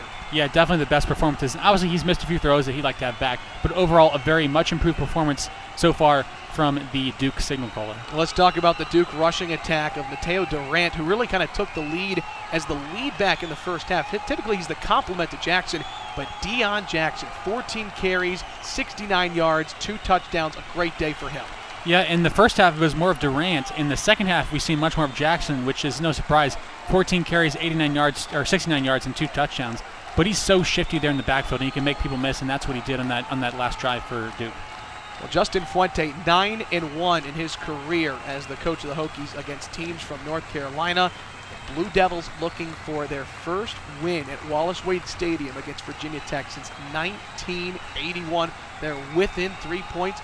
And Shelton, it almost feels like right now, whichever team has the ball last might win the game. I think so. This upcoming drive for the Hokies is going to be so critical. They don't need a touchdown, but if they can just keep control of the ball and whittle that clock down and flip the field at the very least, they could have a chance of coming out winning this game. I think this drive right here, it's possible, depending on what the result is of this drive that the Hokies have here, it could decide the result of this game, because if the Hokies go 3 and out and punt the ball, then you're giving the ball back to Duke with 5 or 6 minutes left. They've got the momentum. But if they go downfield, take away clock, get another score, that's all Hokies. So Blue Devils have scored 21 points in this second half. They struggled early, and then it feels like in the second half they've made some adjustments and really exploited the secondary that is missing its top 4 cornerbacks. Yeah, and to be fair to Duke, I mean, they lost their 2 starting cornerbacks a couple weeks back, the guys that were anticipated to start, Blackwell as well as one of the others. So, they've been hit kind of hard as well. But again, certainly Tech, missing 4 or 5 key defensive backs, that's all their stuff. Well, Jake Bobo is jumping up and down and waving his towel on the Duke bench. And Blue Devils fired up right now, only down by 3. But Shelton, you mentioned it, this is a critical drive coming up for Virginia Tech. So great to have you with us on 3304 Sports alongside Shelton Moss. I'm Evan Hughes. Hope you can join us later in the week, 3304 Kickoff. Get you set for Virginia Tech at North Carolina next week, and looking forward to having the call on 3304 Sports next week. Also great content on our website. Be sure to follow at 3304 Sports on Twitter and Instagram. Yam races forward. This is a high kick that is returnable by Herbert at the 7-yard line. He angles far sideline, makes a man miss. He's across the 25 to the 30, and Herbert turns upfield to the 40, out of bounds at the 48-yard line. Herbert with another exceptional kickoff return. He really is so explosive, man. And that for Duke, that is exactly what you didn't want, because now you're automatically giving Tech good field position right around the 50. Herbert caught the ball around the 7 or 8 yard line. Again, started on the right side, came all the way across the opposite side of the field, and just blew by most of the Duke defenders. Nice tackle there at the end by the Duke defender, number 21. But again, Khalil Herbert has just been a difference maker in this game for the Hokies. That might have been a touchdown-saving tackle from Keelan Walker. But Charlie Ham, the redshirt freshman kicker, continues to kick to Herbert and giving him a chance. So the Hokies have the ball at midfield, 6:35 to play, 31-28 they lead. Herbert, the back to the left of Burmeister, in the gun, claps his hands, read option, handoff to Herbert. He's tripped up in the backfield. There's the Duke defensive line that we talked about in the pregame. Ben Fry drags him down, a loss of 1. Ben Fry super strong there, only at 255, but he's a very strong physical football player. And he was able to penetrate in the backfield and wrap up Herbert before he got back to the line. Herbert over the century mark, consecutive weeks, sets up 2nd down and 11 for the Hokies. Under 6 minutes to play. Receiver split to the left and right of Burmeister, the transfer from Oregon. Mitchell in motion, now a pistol set. Here is the handoff to Herbert, actually fake, kept by Burmeister. He's across midfield and tackled at the Duke 49-yard line. And a smart play from Burmeister. Yeah, I decided to keep the ball and managed to make one defender miss, get upfield. That was an extra 4 yards he got because of that juke move. But now this is big time. You wonder if the Hokies are going to keep the ball on the ground, try to kill some clock, or play a little bit more aggressively and try to go for a passing play. 5.5 minutes to play. Maybe the biggest 3rd down Virginia Tech has faced all season. Burmeister gets the signal from the sideline. Herbert to his left in the gun. 2 receivers to his left. Pressure shown from Duke. They bring pressure. Herbert drops back, throws a one-on-one jump ball down the far sideline. It is caught by Trey Turner. He hauls it in the red zone. 1st down, Virginia Tech, down at the 18-yard line. Trey Turner has been pretty quiet this entire game, only had 1 catch before that, but he comes up in the biggest moment possible with a huge catch on the fade route down the far sideline. Perfect throw again from Burmeister. He loves that fade, and Turner comes up big, makes the catch one-on-one contested. He really had to snag that ball away from Alexander. Nice coverage from Jalen Alexander, but a better catch from Trey Turner. Hokies in business. 1st and 10 from the Duke 18, 4:44 to play, a rolling clock. 2 receivers to the left for Burmeister. High snap. Hands off to Blackshear. The ball's fumbled and picked up by Victor Dimukeje. The Blue Devils have the football. A costly turnover from Virginia Tech. Dimukeje jumps on the ball after the failed exchange between Burmeister and Blackshear on the read option. That was the worst possible turn of events for the Hokies. You had the ball deep in Duke territory, then you fumble it. Just a bad exchange. He wanted to keep it. Blackshear, I think, might have thought that he was going to take the ball, but that was what you absolutely didn't want for the Hokies, because you turn the ball over now with 4 minutes left. This could be the final drive of the game, so the Hokies have to get at least a stop here. We'll step aside for a quick break. When we come back, Chase Bryson, Duke has the football down 3. You're listening to 3304 Sports. Welcome back to Wallace Wade Stadium in beautiful Durham, North Carolina. Virginia Tech was just driving moments ago, but a failed handoff on a read option exchange between Burmeister and Raheem Blackshear. Ball is free, and Victor DiMacchigi pounces on it. Duke with a critical possession coming up. Yeah, certainly a credit Duke there for getting some penetration there. I think the pressure from the defensive ends there kind of rattled Burmeister, but that's just a simple handoff. You got to make that play, and they botch it. So now Duke with a big-time chance to maybe get a touchdown. This could be the last real drive of the game, so the Hokies need a stop at the worst. Only give up a field goal. 6.5 minutes to play, but it has been back and forth between both of these teams. It's like one team has the ball, they score, and it almost feels like who's going to have the ball when the shot clock turns off and who can hold for the final possession. Exactly. I think it's going to come down to that. The Hokies need a stop here. The last couple drives, Duke has gone right down the field with no problem at all. So this is where Virginia Tech really needs to sort of, get their mind in the right place and try to get a stop. Well, the year of COVID-19 in 2020 has brought many challenges, and of course in football it means you might not have your full strength, your full team each and every week. For Virginia Tech, they're missing their top 4 cornerbacks, and now more than ever, Tyler Matheny and others are going to have to step up. 1st and 10, Bryce claps his hands off to Jackson. He runs towards the near sideline, gain of a yard or 2. 4:23 to play. 2nd down and 11 for the Blue Devils. It's actually a loss of 1. Bryce alone in the gun. In the backfield, rather. 3 receivers split to his right. He takes the snap. Pressure comes. Fires a screen pass. Bobbled and incomplete.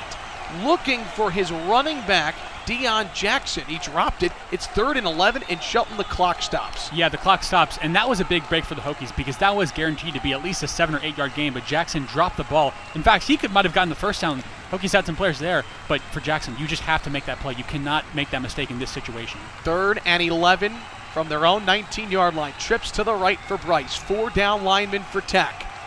The transfer from Clemson claps his hands, takes the snap, steps up in the pocket. He is swarmed and brought down. Virginia Tech sacks Bryce on 3rd and 11. It's Norrell Pollard, the sophomore, who's credited with the sack, the biggest of the season for Virginia Tech. That was huge, exactly what the Hokies needed. They got pressure. They've been doing a good job of getting past that Duke O-line all game long. Pollard manages to wrap up Bryce, and the Hokies force 3 and out. Wilson stands at his own goal line. Here is the punt, end-over-end kick. Blackshear is deep, takes a hop around the 40. This rolls inside the 30, and it'll be down at the 27-yard line by Shaka Hayward. So Virginia Tech gets the football back. And as we have the luxury of watching the ACC network feed, looking at first-year co-defensive line coach Darryl Tapp fired up after that sack from Norrell Pollard. Yeah, and for good reason. I mean, that was a huge play by Pollard. He and Kendricks last year played a lot as freshmen. That's tough to do as a defensive tackle. That position, usually you need some time to mature and grow and build your body. But Pollard and Kendricks are really, far mature based on their more mature than their age would suggest. 3:27 to play. Hokies lead 31-28. 1st and 10 from the 27. Pistol set. Herbert the back. Here is the handoff to Herbert. He angles far side. He's across the 30, and he drags his way forward to the 33. Solid gain on 1st down. So for now, if you're Virginia Tech, all you need is 1 first down. Then you can force Duke to spend all their timeouts, and then at the very worst case scenario, you take time off the clock and punt it down the field. But you just need 1 first down here to really put your foot on the gas pedal and try to come away with the win. 2nd down and 4. For Burmeister and the offense, they fumbled in the red zone their last possession. But a quick 3 and out from Duke gives them the football back. Under 3 minutes to play. 2nd down and 4. Herbert to the right of Burmeister in the gun. And now Burmeister motions him to his left hip. Mitchell out wide right. He claps his hands. Hand off to Herbert. Angles up the middle. Spins off a tackler. He's got the 1st down. Herbert would have been short, but he's able to shake off a tackler and get the first down yardage. One of the biggest things that separates good running backs from great running backs is the ability to get yards after contact. That was what Herbert did right there. He initially got stopped behind the first down marker, but he managed to bully his way through the contact, make a little spin move, dive forward for the first down. That's what makes Khalil Herbert so special. So a timeout taken by Duke and Coach David Cutcliffe. That stops the clock, 2:37, and you see Justin Fuente out in front of his entire team. And meanwhile, Coach Cutcliffe, he's out in front of his entire team as well. But 2 timeouts left. Look at time of possession in this game, Shelton. 33 minutes the Hokies have had the football to just 23 minutes for Duke. Yeah, I mean, that's been a big factor, and they've kept that Duke defense on the field. Again, when you talk about COVID-19, not a full offseason, so conditioning isn't going to be as good. If you can keep the defense on the field, they're going to get tired out, and you'll be able to run the ball, and that's what the Hokies have done today. So first down and 10. You wonder, all it takes here, a couple of running plays, keep the clock running for Virginia Tech, force Duke to call timeouts, and then there's real no way to stop the clock. Burmeister brings a man in motion. It's Mitchell to the far side of the field. First and 10 from the 40-yard line. Burmeister hands off to Herbert, bounces off a tackler, cuts back at the 38 and lunges forward back to the original line of scrimmage. Second down, a gain of none. So now Duke is going to start using their timeouts as the clock is stopped with 2:30 left. So second down and 10, you only got one more for Coach Cutcliffe. And I would think at this point, Coach Fuente probably wants to play a little bit more conservative. So you think the Hokies are going to keep the ball on the ground here. And Duke only one timeout left, so they can only stop it once more. After that third down, you just run the ball one more time and try to, get the ball down the field. But again, still, game is not over. Hokies, if they can get one more first down, that would essentially end it. But we'll see how this all plays out. I think Duke will take one more timeout and then try to stop the Hokies on third down. Well, this Duke defense hungry after they forced a turnover on their previous possession. Getting involved on that fumble recovery was Victor DiMacchigi, who picked Duke over Virginia Tech. This is a really good defensive line, and they're going to need to come up as big as ever over the next 2 plays to keep Duke in this game. Yeah, DiMacchigi, actually a guy that Bud Foster had highlighted on their recruiting trail, so big miss for Hokies, but he's been very good in this game. Second and 10 from the 40-yard line. Duke loads the box. Herbert, the back to the right of Burmeister. He's over 100 yards on the day. 2:30 to play. Hokies lead by 3. Here is the handoff to Herbert. He explodes up the middle. Herbert across midfield of the 40, 30, 25, 20. Herbert breakaway speed. He is into the end zone. Touchdown Virginia Tech. 60-yard touchdown run. The icing on the cake for Virginia Tech. What a run. Khalil Herbert has done it all today. There's nothing he cannot do on the football field. His second touchdown, rushing touchdown of the game. He's been the MVP today for the Hokies. Herbert breakaway speed at about the 20-yard line. Excellent blocking from Hoffman, the center, and he almost got pushed out of bounds at about the 15-yard line. But he's able to take it the distance, 60 yards to the house. Here is Brian Johnson on for the extra point. And that splits the uprights, his extra point. 38-28, 2:20 to go. Duke with just one timeout. And Shelton, it feels like that might have been the dagger. That might have been the dagger. Khalil Herbert breaking down the sideline. Look at his stat line for today. 20 carries, 208 yards, 2 rushing touchdowns. I mean, I know it's early, but these are Heisman-level numbers that he's putting up right here. But it's just incredible. Now, 10-point lead, double-digit lead with 2:20 left. I think that might be the capper in this game. I mean, you rarely see running backs, especially in college football these days, such a pass-oriented offense as you see so much.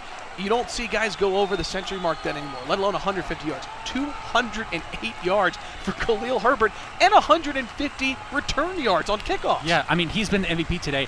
And I feel like a lot of people, sometimes complain about how Fuente doesn't really have that one true back that he gives the ball to. But part of that's because they just didn't really have the star players, but now they have that star player in Herbert. And as a result, Fuente's given him as many carries as he can handle. 38-28, Virginia Tech leads Duke. 2:20 to play from Wallace-Wade Stadium. And all of a sudden for Duke, they're going to have to pass the football to try and get back in this game. The running game kind of goes out the window. Yeah, and expect the Hokies here to play very soft coverage. They've been doing that anyway in this game, but expect the defensive backs to back off a little bit and allow those underneath routes to develop, take some time off the clock. John Parker Romo puts the ball on the tee. He prances forward. Swing of the leg. This is a line drive kick. And that sails through the end zone for a touchback. Well, Chase Bryce has been in moments like this before. You go back to his days at Clemson. when he engineered a 13-play, 94-yard game-winning drive against Syracuse. You remember the Tigers were down double digits at one point in that game. When he came in, it was the savior. So he's been in these types of situations before. Bryce, quick word with his offense as they trot out onto the field. What a game. We're glad you're with us. 33-04 Sports. Bryce, 15 of 27 on the day, 203 yards. 2 receivers to his left and right, only 4 down linemen for the Hokies. From the 25-yard line, Bryce takes the snap, straight drop, pressure is coming. He gets out of a sack, and then he's tripped up by Emmanuel Belmar. His 3rd sack of the day. Belmar has been all over the place today. He had one in the first quarter, one a little bit later, and now another one in a huge spot right here. In an obvious passing down, Tech is going to bring the heat, and they did. Emmanuel Belmar got to the QB. Jared Hewitt, a big fist bump. No huddle for Duke, 2nd and 14 from the 21. Bryce the snap, throws a quick pass to his tight end, Noah Gray, back to the original line of scrimmage at the 25-yard line. It's 3rd and 10. Clock runs under 1:45 to go. Hokies lead the Blue Devils 38-28. Soft coverage here for Tech as Bryce claps his hands, takes the snap, steps up in the pocket, pressure coming, he throws. Gray hauls it in at the 31. He is 2 yards shy of the first down marker, under 90 seconds to play. Obviously go for it here. Hokies can get this stop. That's the ball game. Once again, soft coverage here for Tech. 4 down linemen. Bryce with 2 receivers to his left and right. From their own 32, he throws a slant. This is caught.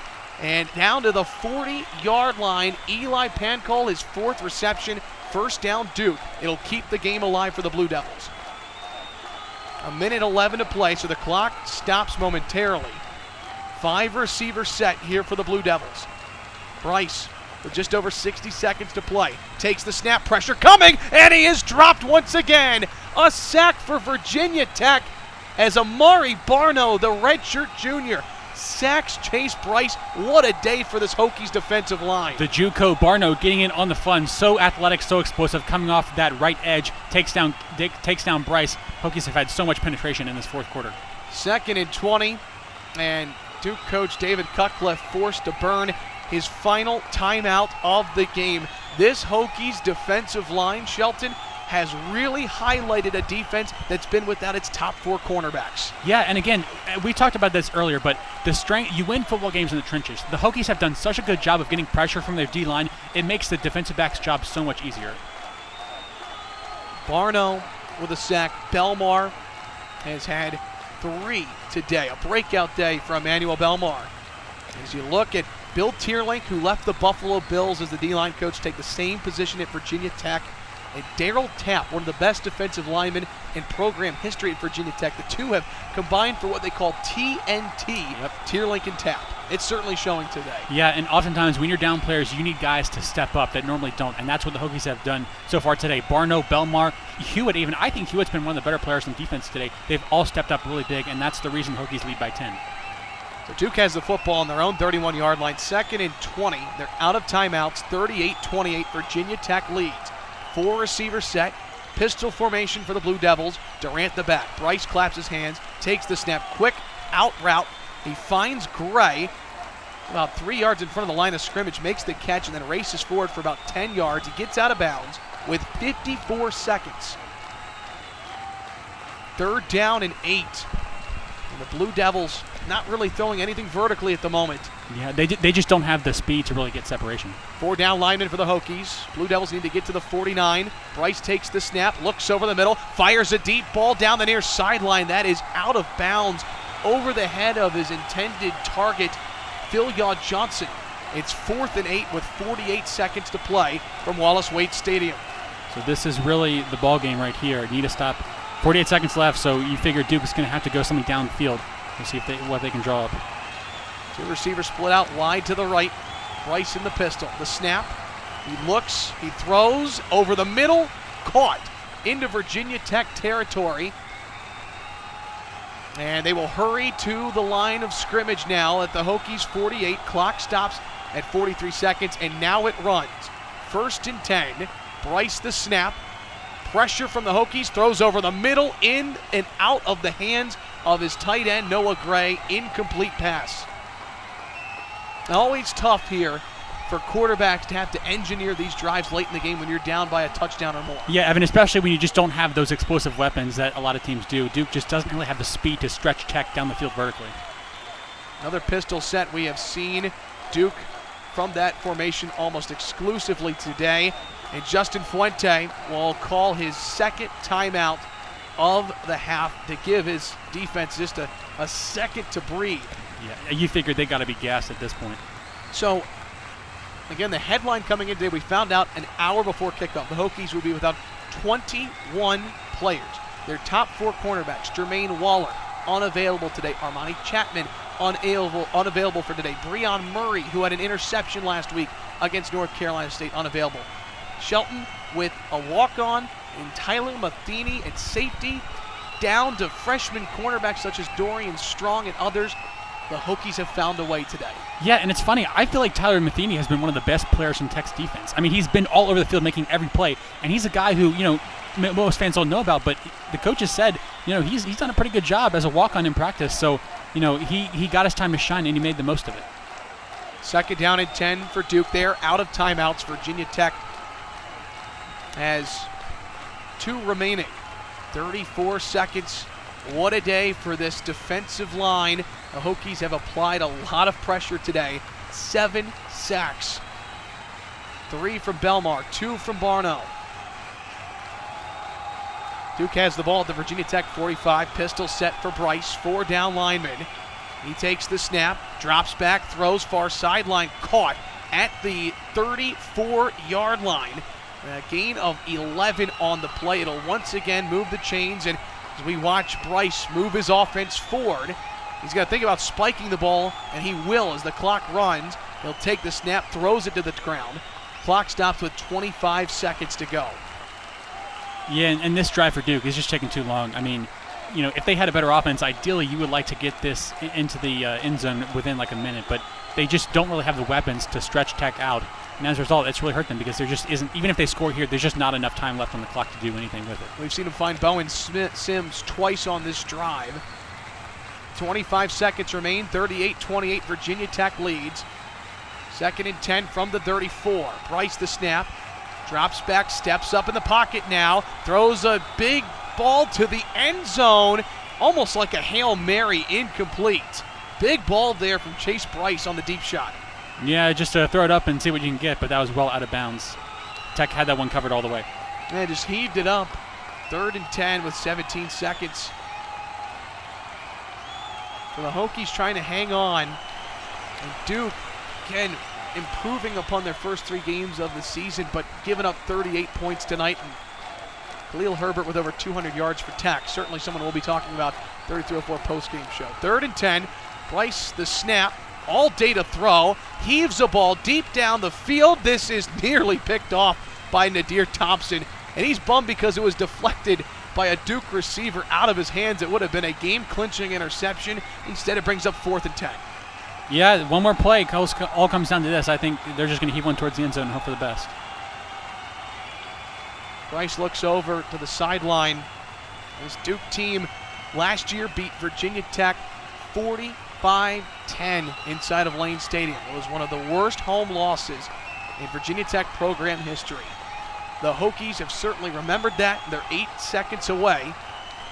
But we'll have to wait a little bit longer as a timeout is taken by Virginia Tech's Justin Fuente, wanting to talk with his defense with 9 seconds to go. All right, so for the Hokies coming up, Shelton, a trip to Chapel Hill next weekend against number 12 North Carolina, one of its biggest games of the season. Yeah, if they want to win that game, they really got to have some of the pieces that they didn't have today back for that one, because North Carolina really does have some great weapons at wide receiver. Sam Howell, De'Ami Brown, Sam Howell at quarterback, obviously. But if they want to win that game, they need to get healthy and get these guys back. And just like Virginia Tech remembers what happened last year against Duke, North Carolina certainly remembers that 6 overtime win for Virginia Tech last year. The Hokies will have a little bit of a target on their back.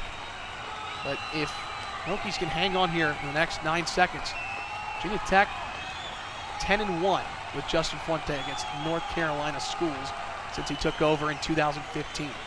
9 seconds to go out of the timeout from the 34. Bryce the snap, throws a quick pass to the 21-yard line. That is caught quickly out of bounds is Bowen Sims. Third reception of the drive. 5 seconds to play. So they do convert on fourth down. This will likely be the final play of the game. Yeah, just one more shot, heave it downfield, see what you can get. But Hokies are going to escape with the win today. And it looks like, actually, Duke will bring out their field goal kicker, Charlie Ham. And the thought process here might be kick the field goal, hope you get an onside kick, and then have a chance at a Hail Mary. See, Evan, this would have made more sense to me if it had occurred a couple plays earlier. I don't think there's enough time left to get this field goal in and then try to get the onside kick. I think the time is going to expire by the time the field goal is made. Redshirt freshman from Atlanta, Georgia, 4 of 5 on the year, a long of 47. From the right hash, here is the swing of the leg.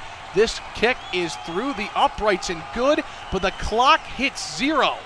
Final from Wallace Wade Stadium. Virginia Tech moves to 2-0 on the season, and Duke falls to 0-4. The kick did indeed take 5 seconds, so the Blue Devils will not get a chance to attempt an onside kick. The Hokies, down 21 players today, find a way to win 38-31. What a win for the Hokies. This was the definition of a team win. You got guys all over the field out for COVID. Diablo, the safety, out. All the cornerbacks are out. Your entire two deep on the defensive backside is out, and they find a way to win. This is just really impressive. This has to be a big morale boost for this Virginia Tech team going forward. And there's a lot to talk about this game. Defensively, the line, 7 sacks for Virginia Tech. And Khalil Herbert, what a big day on the ground. We'll step aside for a break. When we come back, 33-04 Sports post-game show. We break down a 38-31 win for Virginia Tech over Duke. Welcome back here to Wallace Wade Stadium following Virginia Tech's 38-31 victory over the Duke Blue Devils. We're here for 33-04 Sports. I am Shelton Moss alongside Evan Hughes. Recapping this victory for the Hokies, Evan, we talked about it all game long, but Tech so depleted, especially in that secondary. It was a next man up philosophy, and you look at the production overall. Tyler Matheny, among many others, had a great game, but really Tech got pressure from the defensive line. You really just can't say enough about this performance of the Tech defense. I mean, we found out an hour before kickoff that Virginia Tech was going to be down 21 players, their top 4 cornerbacks. No Justin Hamilton, their defensive coordinator, who has yet to make his debut in his first year taking over for Bud Foster. Unavailable last week, unavailable this week. So you credit the fact that Jack Tyler, Tracy Clays, Daryl Tapp, as well as Bill Tierlink all came together to help call plays on defense without Ryan Smith available as well, who was the defense coordinator last week. 7 sacks for Virginia Tech. And Matheny, the walk-on, 7 tackles, 2 of which were for losses and an interception. Dorian Strong had another great game as well, stepping up. There's a lot to be proud of this game for Virginia Tech. Yes, you gave up 31 points, but considering the circumstances, this was another really good win for Virginia Tech's defense. And, hey, that offense, that rushing attack, pretty good too. Yeah, the rushing attack, very good. And, of course, we would be remiss not to mention the star of the game, in my estimation, Khalil Herbert. I mean, you can read the stat line, but this guy was the MVP of the offense today. I think he's going to be winning some weekly awards nationally for the job he did. Again, we talked about in the pregame as well, not only the job he did running for over 200 yards, but against a pretty good defensive line that Duke has, led by Victor Dumakaji, who had a fumble recovery in this game, Ben Fry, Drew Jordan. I mean, that's a really good and experienced front. And I think that was one of the questions we had going into this game. How good could Tech's offensive line be going into week 2 after the running game had 314 yards last week? And they certainly showed that this is a legit offensive line. It was not just a fluke last week. This is a really good offensive line. You mentioned the word nastiness in the broadcast. They really do have a little bit of nastiness, led by Brock Hoffman at center. Yeah, just recapping the stats, Hokies with 487 yards of total offense, almost reaching the 495 they got last week against NC State. 6.6 yards per play for Duke. They only had 205, and a lot of those were sort of garbage time yards late in the game. But overall, you just can't say enough about this performance of the Hokies offense. So going forward, Evan, obviously we kind of mentioned this towards the end of the broadcast, but UNC certainly a much more daunting task than the Duke Blue Devils coming up. It stands to reason that if the Hokies want to win that game, they really need to get some of those big guns in the secondary back. Yeah, no question about it. You're going to need guys like Divine Diablo and Breon Murray, Marnie Chapman. You could really use those guys, and especially Jermaine Waller, right? He's missed the last 2 games. Remember, coming into the season, the Hokies were supposed to have Caleb Farley, who was a projected top 10 pick in the upcoming NFL draft, and then Waller, who really could be a number one on any other team, he's been unavailable. Right. So the players that Tech were missing today are their top 4 cornerbacks without those 2. So think about today, those cornerbacks, the guys that are 5th, 6th, 7th, 8th on the depth chart, were playing the majority of the game today. So they're going to need those guys back next week. Sam Howell's one of the best quarterbacks in the ACC, and you know that team is going to be hungry to beat Virginia Tech. So that's next week. And meanwhile, for Duke, this schedule doesn't get much easier for them either. Yeah, for sure. So it was a defensive grudge match in the first half, but in the second half, the offenses exploded.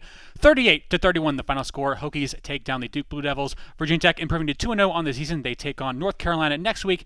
And for the Blue Devils, they fall to 0-4 on the year. They will play Syracuse on October 10th at 12:30 p.m. So we want to thank Evan Hughes, my partner in crime. I'm Shelton Moss with you here for 3304 Sports. Once again, Hokies are victorious over Duke, 38-31. Signing off. Good night from Wallace Wade Stadium.